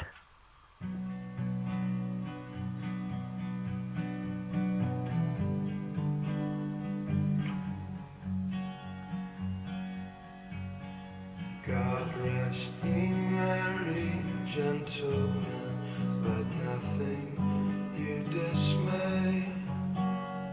Remember Christ our Savior was born on Christmas Day to save us all from Satan's power when we were gone astray. Oh, tidings of comfort and joy, comfort and joy. Oh, tidings of comfort and joy.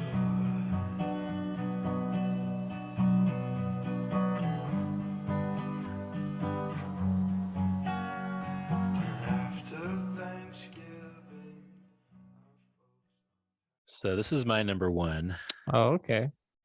And I was trying to articulate why exactly that is. I just really love this version.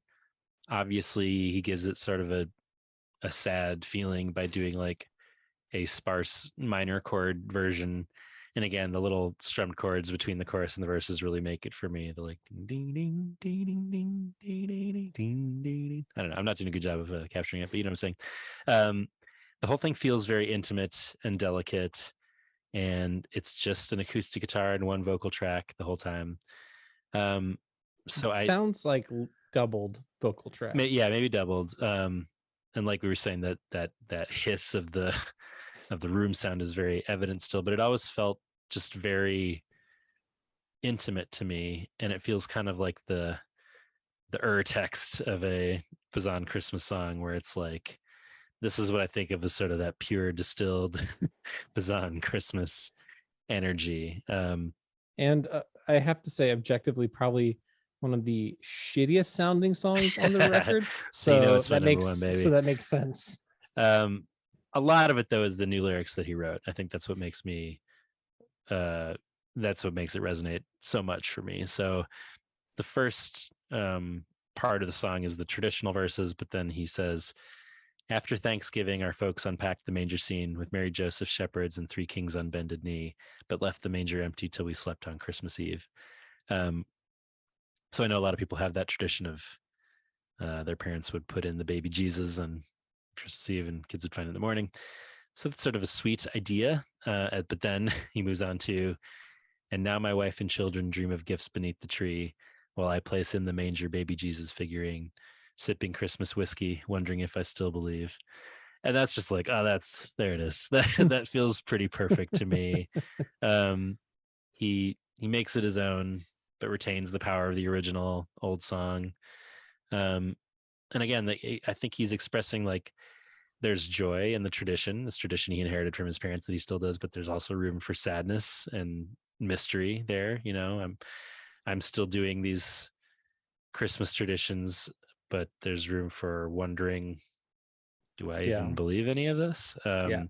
Traditions change as we age, as do our beliefs. But Christmas stays the same in many ways, which is always just an interesting thing to track, sort of where we are in our lives and how we've changed and things that have changed over the years and having to adapt to that. But I don't know, the phrase sipping Christmas whiskey, wondering if I still believe is just like what I think of when I think of Bazan or Pedro Christmas songs. I feel like it encapsulates it so well. I can get down with that for sure. Yeah. So I don't know. I think that's kind of the center of why I love it so much. But again, any of these could be in my top 3, but this is my sort of definitive one.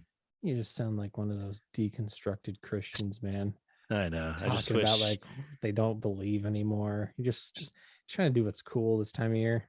That's true. I just need some safeguards of orthodoxy to help me out. Yeah. I really like the song. And perhaps if I had thought about the lyrics more and thought about, maybe, but yeah, letting the hiss wash over me. Oh yeah. That's what I'm talking about. Let that hiss wash on you, bro. Let the hiss wash over you. Yeah. Hear the hiss and then you hear those bells. On Christmas Day, that is. More hiss. Yep.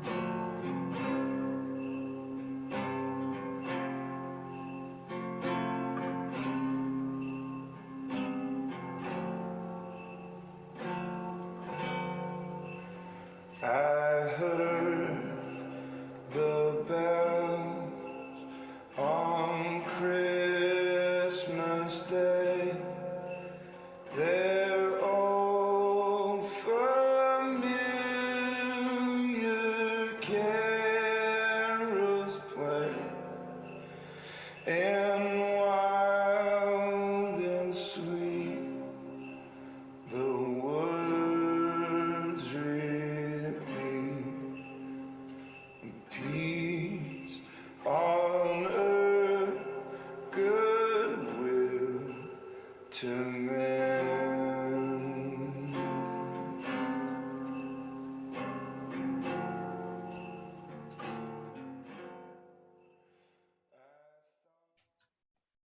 This is my number 2.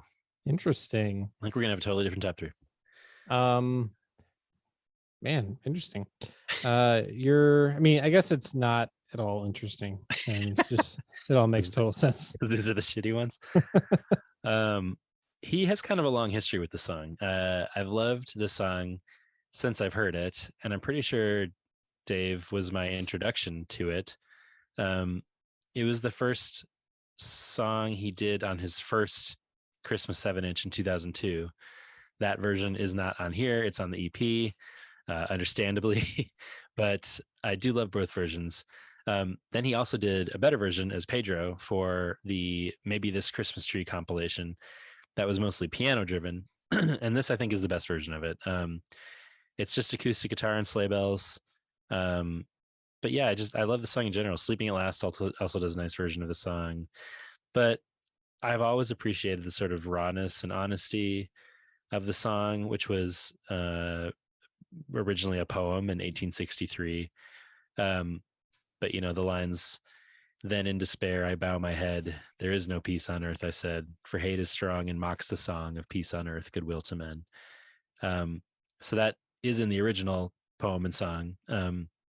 But again, what really hits me here is he adds new original words to the ending verse in this version.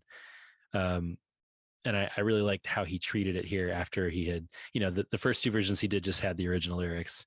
This one he did, again, fairly late in the life of these records, and after he had stopped being Christian and kind of made this song his own. So the original words of the ending verse were, "Then pealed the bells more loud and deep. God is not dead, nor doth he sleep. The wrong shall fail, the right prevail, with peace on earth, goodwill to men." And now he changes it to, "Then pealed the bells more loud and deep. We're only what we sow and reap. If we are ever to get along, then we ourselves must right the wrongs. For peace on earth, goodwill to men." And I love that. Both of those versions I find powerful, but this one is in keeping with the, what I was talking about earlier. Let go of what you know and honor what exists. That's what bearing witness is. Like the idea of a lot of what he talked about on Curse Your Branches, where it's like, what we have is the world in front of us, and regardless of your beliefs, it's up to us to make things better. So I don't know. I feel very moved by it. I'm moved by the traditional version and all of Dave's versions, but especially this one. So again, I think a lot of it is the lyrics that are really putting these in my top 3 here. Some people just need to listen to some old Bazan stuff. Throw on Curse Your Branches. Mm-hmm. Let go of what you think. It's a good word from our boy. Word. Get him on the pod. Oof. What's it gonna take? I would love to. I kind of loosely pitched it and didn't receive an immediate thumbs up. So, I mean, I think it's also because he was like about to go out, on tour. His manager gave me a firm no.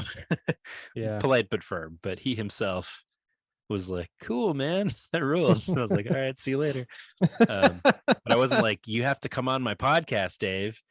He seemed very excited about the whole idea. So anyway, get him on the pod. Jingle those bells, baby. 3, 4. Jingle bells, jingle bells, jingle all the way. Oh, what fun it is to ride in a one-horse open sleigh. Hey. Jingle bells, jingle bells, jingle all the way. Oh, what fun it is to ride in a one-horse open sleigh. Dashing through the snow. Do. It's picking up at all? It is not. All right. I'm really going to town on these jingle bells. I like this one. This song is a skip for me. I wouldn't say it's my favorite. nor is it my favorite Christmas song at all. No, I do not like Jingle Bells. Yeah, here's what I'll say about it. When I got my 7-inch that year, I was like, Jingle Bells, really? Pretty sure that was the B-side, but I was still like, huh. But it's like, I do find this one kind of fun and comforting and nice. You wouldn't expect a Dave Bazan version of Jingle Bells to work necessarily. I think he said his daughter liked it best at the time, and that's why he did it, if I'm remembering correctly. And it's obviously like a simple song, but it's fun for kids. And I don't know, it has this cool kind of propulsive percussion, like to it that kind of sounds like hooves, maybe. And like, yeah, I think that's the part I like the least. you're not into the don't. No, I'm not. Not Along with not like even a little. sleigh bells. That's I don't the know. part I like second least. Well, what I really like is when that very simple piano part comes in on the verses of the like ding ding ding The ding, very ding, ding. sloppy piano part. It gives it some The fields we go, dun, dun, dun, dun, dun, dun, dun. laughing all the way. Dun, dun, dun, dun, dun, dun, dun. Bells on I don't know. I feel like it gives it some fun. It feels simple and kid-like, the whole thing. Yeah. And then again, his kids' laughter, which again used to annoy me a little bit, and now I find kind of comforting and in keeping with the song, although it's maybe a little much here. But I don't know. He does some simple whistling after that. I don't know. I just feel like it's like, okay, I'm gonna go record these Christmas songs, and his kid is like, let's do Jingle Bells. And it's like, okay, well, it features simple kind of kid piano parts. It features his kid laughing. He does some whistling. I don't know. It just feels like a nice time. It feels like if Dave Bazan was asked to do Jingle Bells by his kids, this is what you'd get. And I'll take a Dave Bazan version of Jingle Bells if I have to get Jingle Bells. So Sure. it is funny though that he's like, hey, like, hey at the end. I don't know. He does some nice harmonies on the other choruses that come later. I don't know. It's again never been a standout for me, but I have come to appreciate it. Fair enough. Silent Night.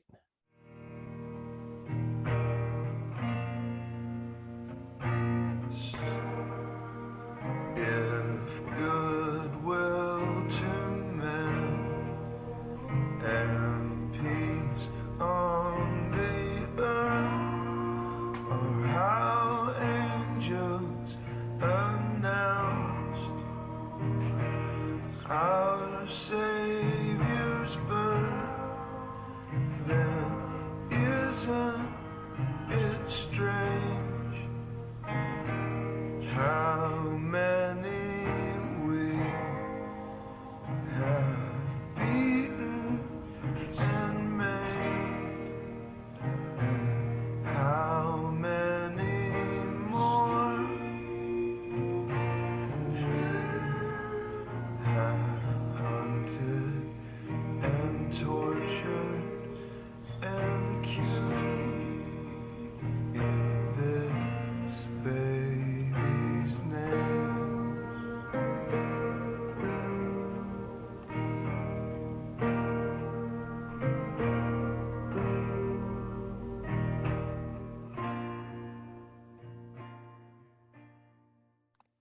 This is my number one. Okay, cool. I would say it's in my top 5 for sure.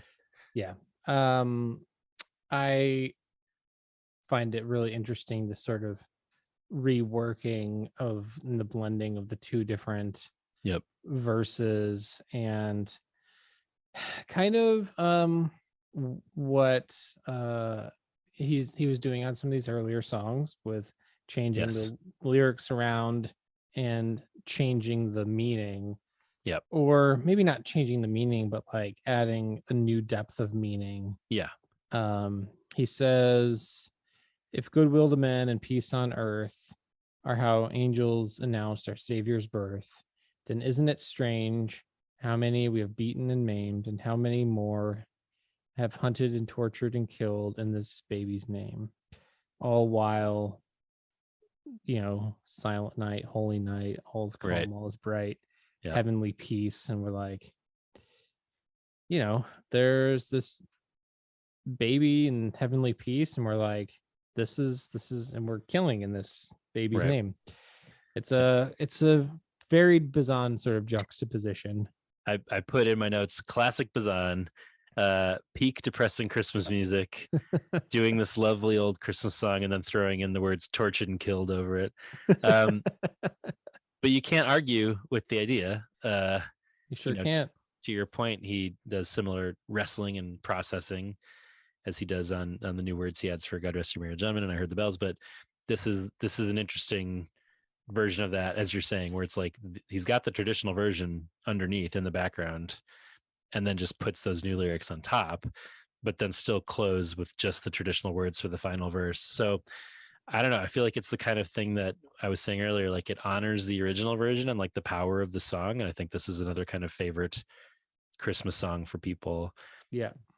And he doesn't take away from that, but there is like, I don't think he's adding that stuff in to be like, what a crock of shit. You know what I mean? Like, right. It's more like interrogating it and being like, I can retain the power of that imagery in this song, but also be like, hey, while we're talking about Silent Night and Holy Night, it's kind of fucked up that like what Christians have done after like supposedly holding this little baby in such esteem to go on to murder people in the name of this baby for thousands of years. So I appreciate that very core Bazan impulse to do that with this song.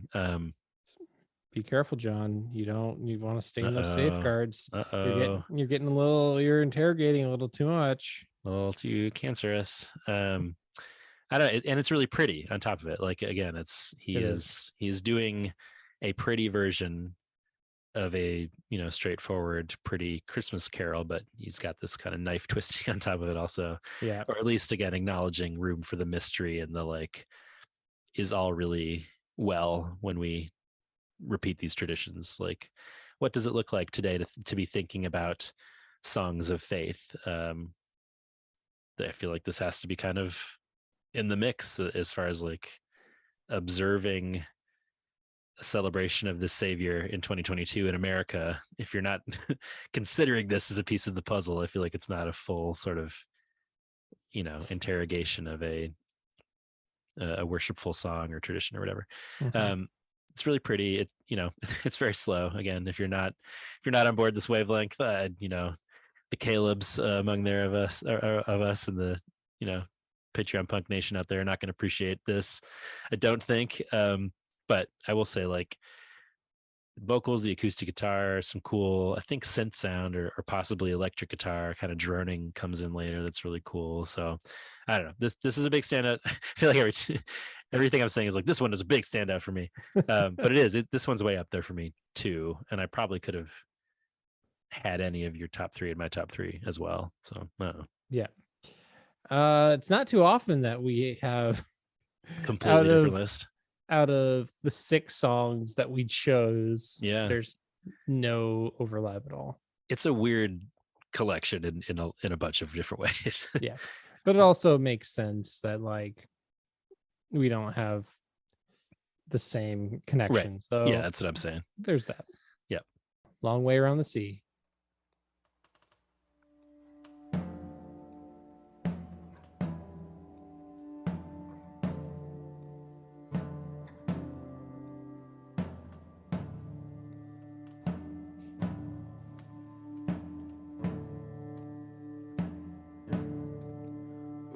Come so far, we follow the star. Herod heard, said, bring me word, take the long way around the sea.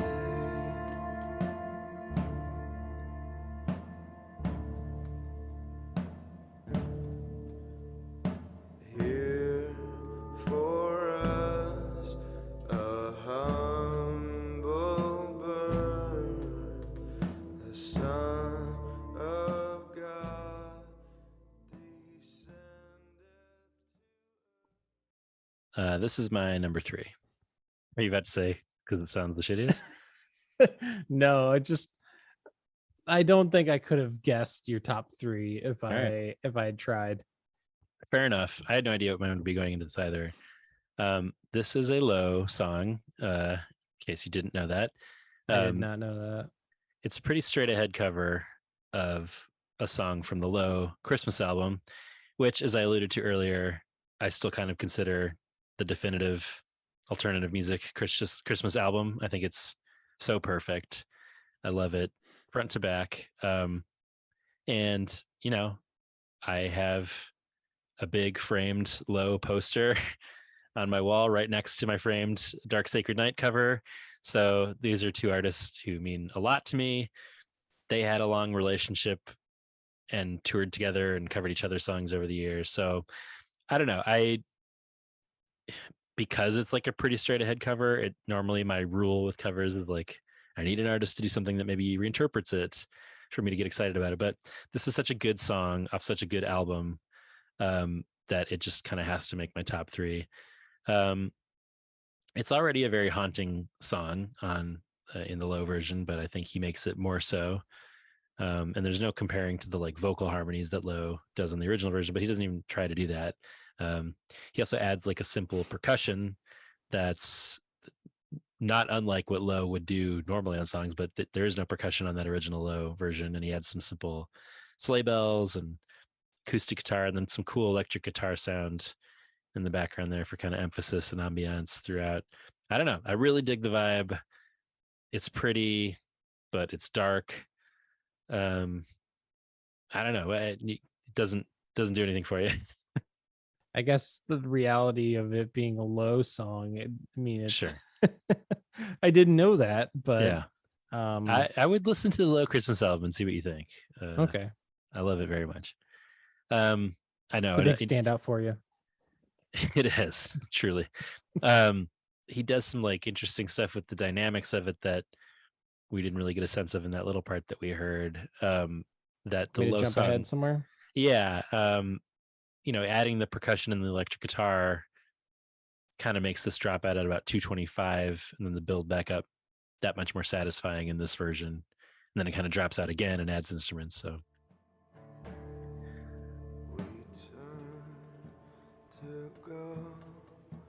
the angel shone, said, "Don't go back to Herod's throne. Take the long way around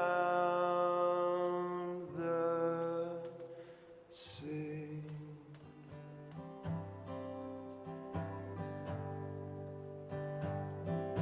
Take the long way around. I don't know. Maybe not like a huge dynamic epic crash or anything, but I think as far as this song, I think he does sort of add a kind of like dynamic element to it. I don't know. I just find it a really powerful song. It's an original Low song that it's about, the angels telling the Magi not to return to Herod after they go see baby Jesus, but to evade him, which I think is just a cool theme, just an interesting thing to sort of think about. And I don't know. I love the vibe a lot. And again, it's probably wrapped up in my nostalgia for that original song and album too. Yeah. So these are like very personal songs for me, I guess. Sure. Yeah. Anyway, that makes sense. Yep. All right. Home stretch. Penultimate. A Little Town of Bethlehem. Oh, little town of Bethlehem, how still we see thee lie above thy deep and dreamless sleep. The silent stars go by, yet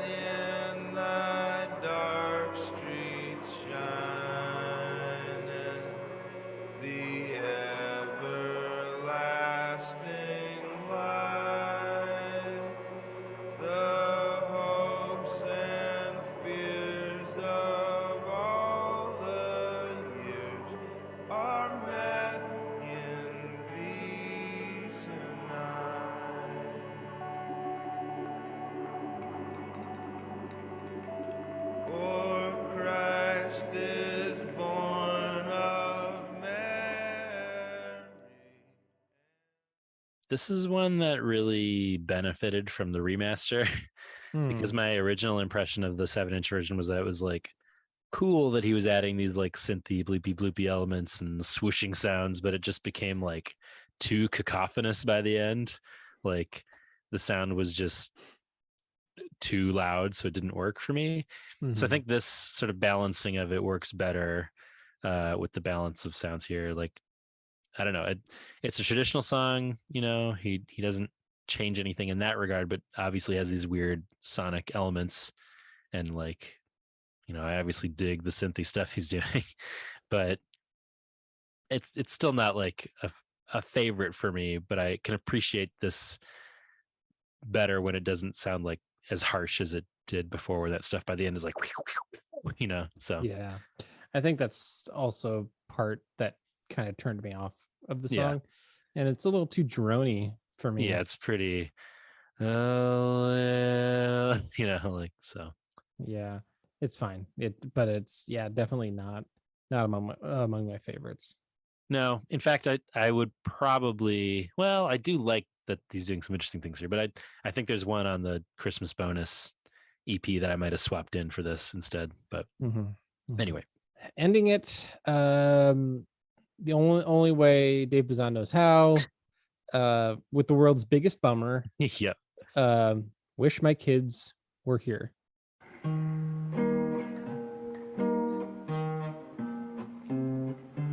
I just want to see my little kids on Christmas.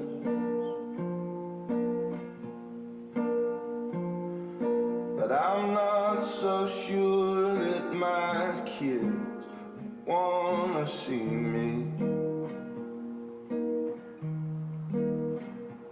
And they live with their mom in Alabama.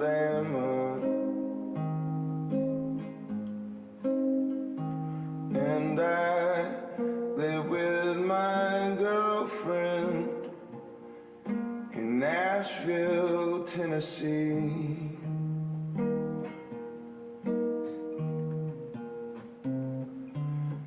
My Christmas crazy girlfriend's parents love me.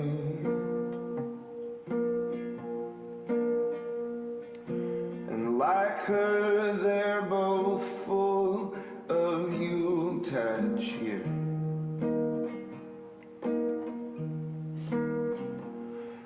And warmly they expect me at their family Christmas party.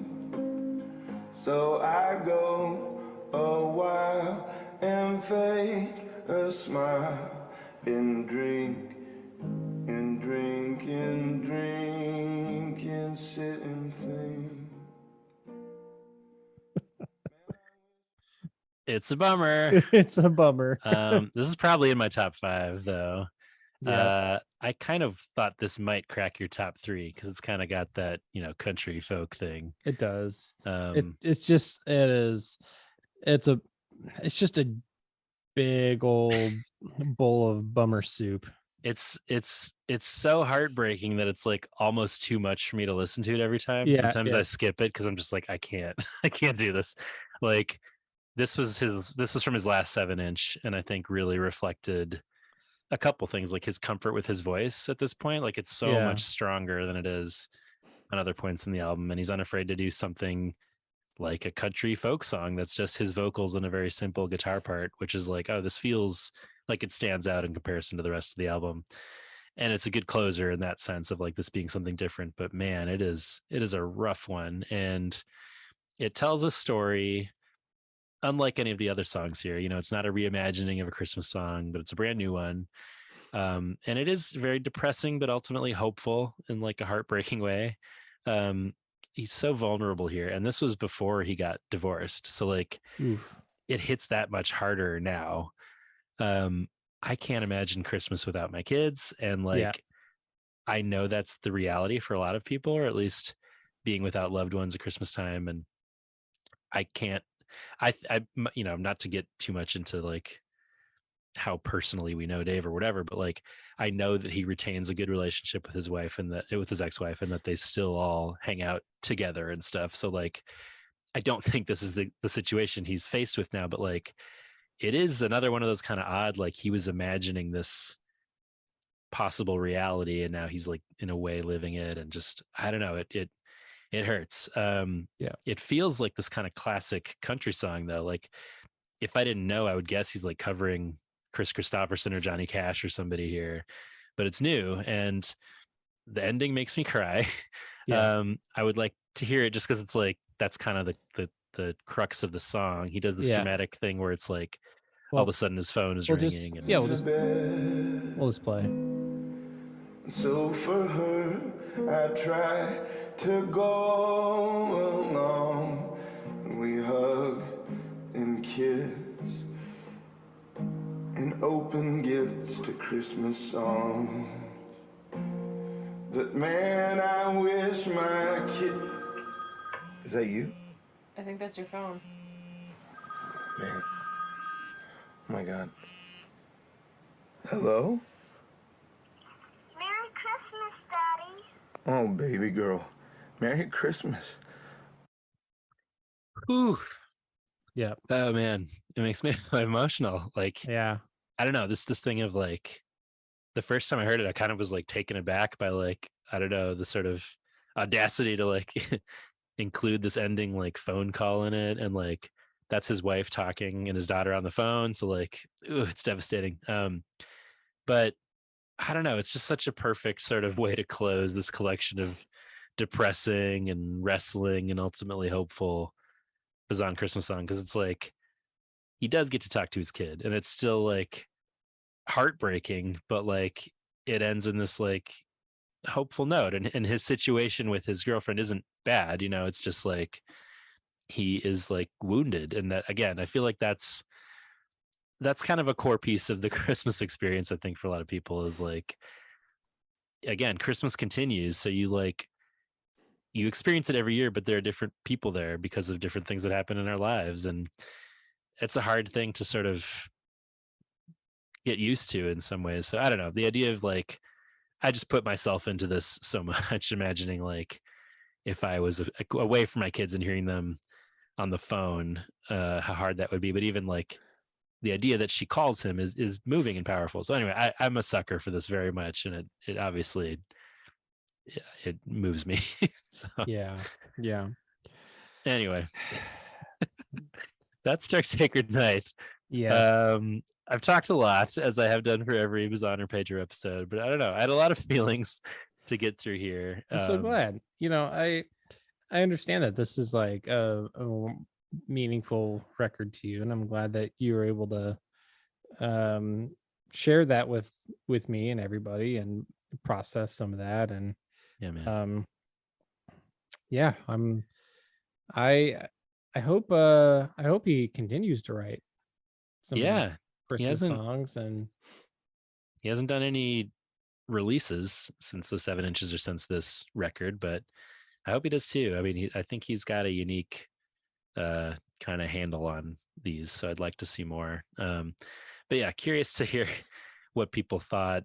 I know there were a lot of opinions in Magpod Nation with our Pedro coverage, but there are a lot of diehards out there too, and I wonder what the Christmas songs mean to them. I know for some people they mean a lot too, as they do for me, but it is a you know, it is a lo-fi and sometimes droning, as you said, and depressing collection. So I know it's not everybody's cup of tea, but ooh baby, I'm throwing on that vinyl, I'm having a good time. So yeah, I'm just glad you weren't like, this kind of sucks. Like, I'm glad that you're maybe not over the moon about it, but you appreciate it. So definitely appreciate it. Of course I do. That's enough for me. Definitely a better episode than listening to headphones on the Patreon. That Headphones Christmas album though, it's good stuff. There's a Headphones Christmas album? No, that doesn't exist, but wouldn't it be great if it did? Jesus Christ, that would be a fucking nightmare. It's just like a little town of Bethlehem looped for like half an hour. Good stuff. Headphones more, rules. More noise, more hisses. Yes, please. Sounds good. Yeah, but let us know what you think. Curious to hear folks' thoughts on this one. Let us know at Magnified Pod on Instagram, Facebook, and Twitter. Follow and subscribe if you haven't already. Give us that rating. Give us those 5 stars. Leave us a review. We'll read it on the show. You can email us at magnifiedpod@gmail.com. You can leave us a voicemail at 872-762-4763, 872-7MAGPOD. You can support us over on the Patreon, patreon.com/magnifiedpod, where this week we are talking that 4-song Bazan Christmas EP, Christmas bonus. So check that out. You can also pick up some season 4 merch at magnifiedpod.storenvy.com. Thanks to Small Step Records for sponsoring us. Go to smallsteprecords.com to learn more. And thanks to shadow producer Jason and Bruno at Unoriginal Vinyl for our artwork. Well, I think you hear the voice of the spirit begging us to shut the fuck up. We'll be back next week to try to make you go astray when we'll discuss BEC's Happy Christmas Volume 2. Hiss, hiss. Merry Hissmas. It's so good, man. Let the hiss wash over you. Be depressed with us at Christmas time. Get your Christmas whiskey. I'm out of my Christmas whiskey right now. It's a tragedy. On Christmas Day. To save us all from Satan's power, and we were gone astray. Oh, tidings of comfort and joy. Comfort and joy. Joy. Personified gif of Jake Peralta going, all right, I'm going to go cry. Yeah. Yeah. I feel like this is moving up in my good shit. The estimation of this song, you know. Maybe what he's saying here is not unlike what he does in Silent Night. So that's true. Danny Stairs, maybe should I make a call an audible and change my top 3 here at the very end of the episode? It's nice to think he's listening to this, but I think he's out on Bazan. Maybe he said he's listening. So hey, I appreciate it. That's true. Yeah, he did his best. He gave the old college try. At the end of the day, that's all we can ask of anybody.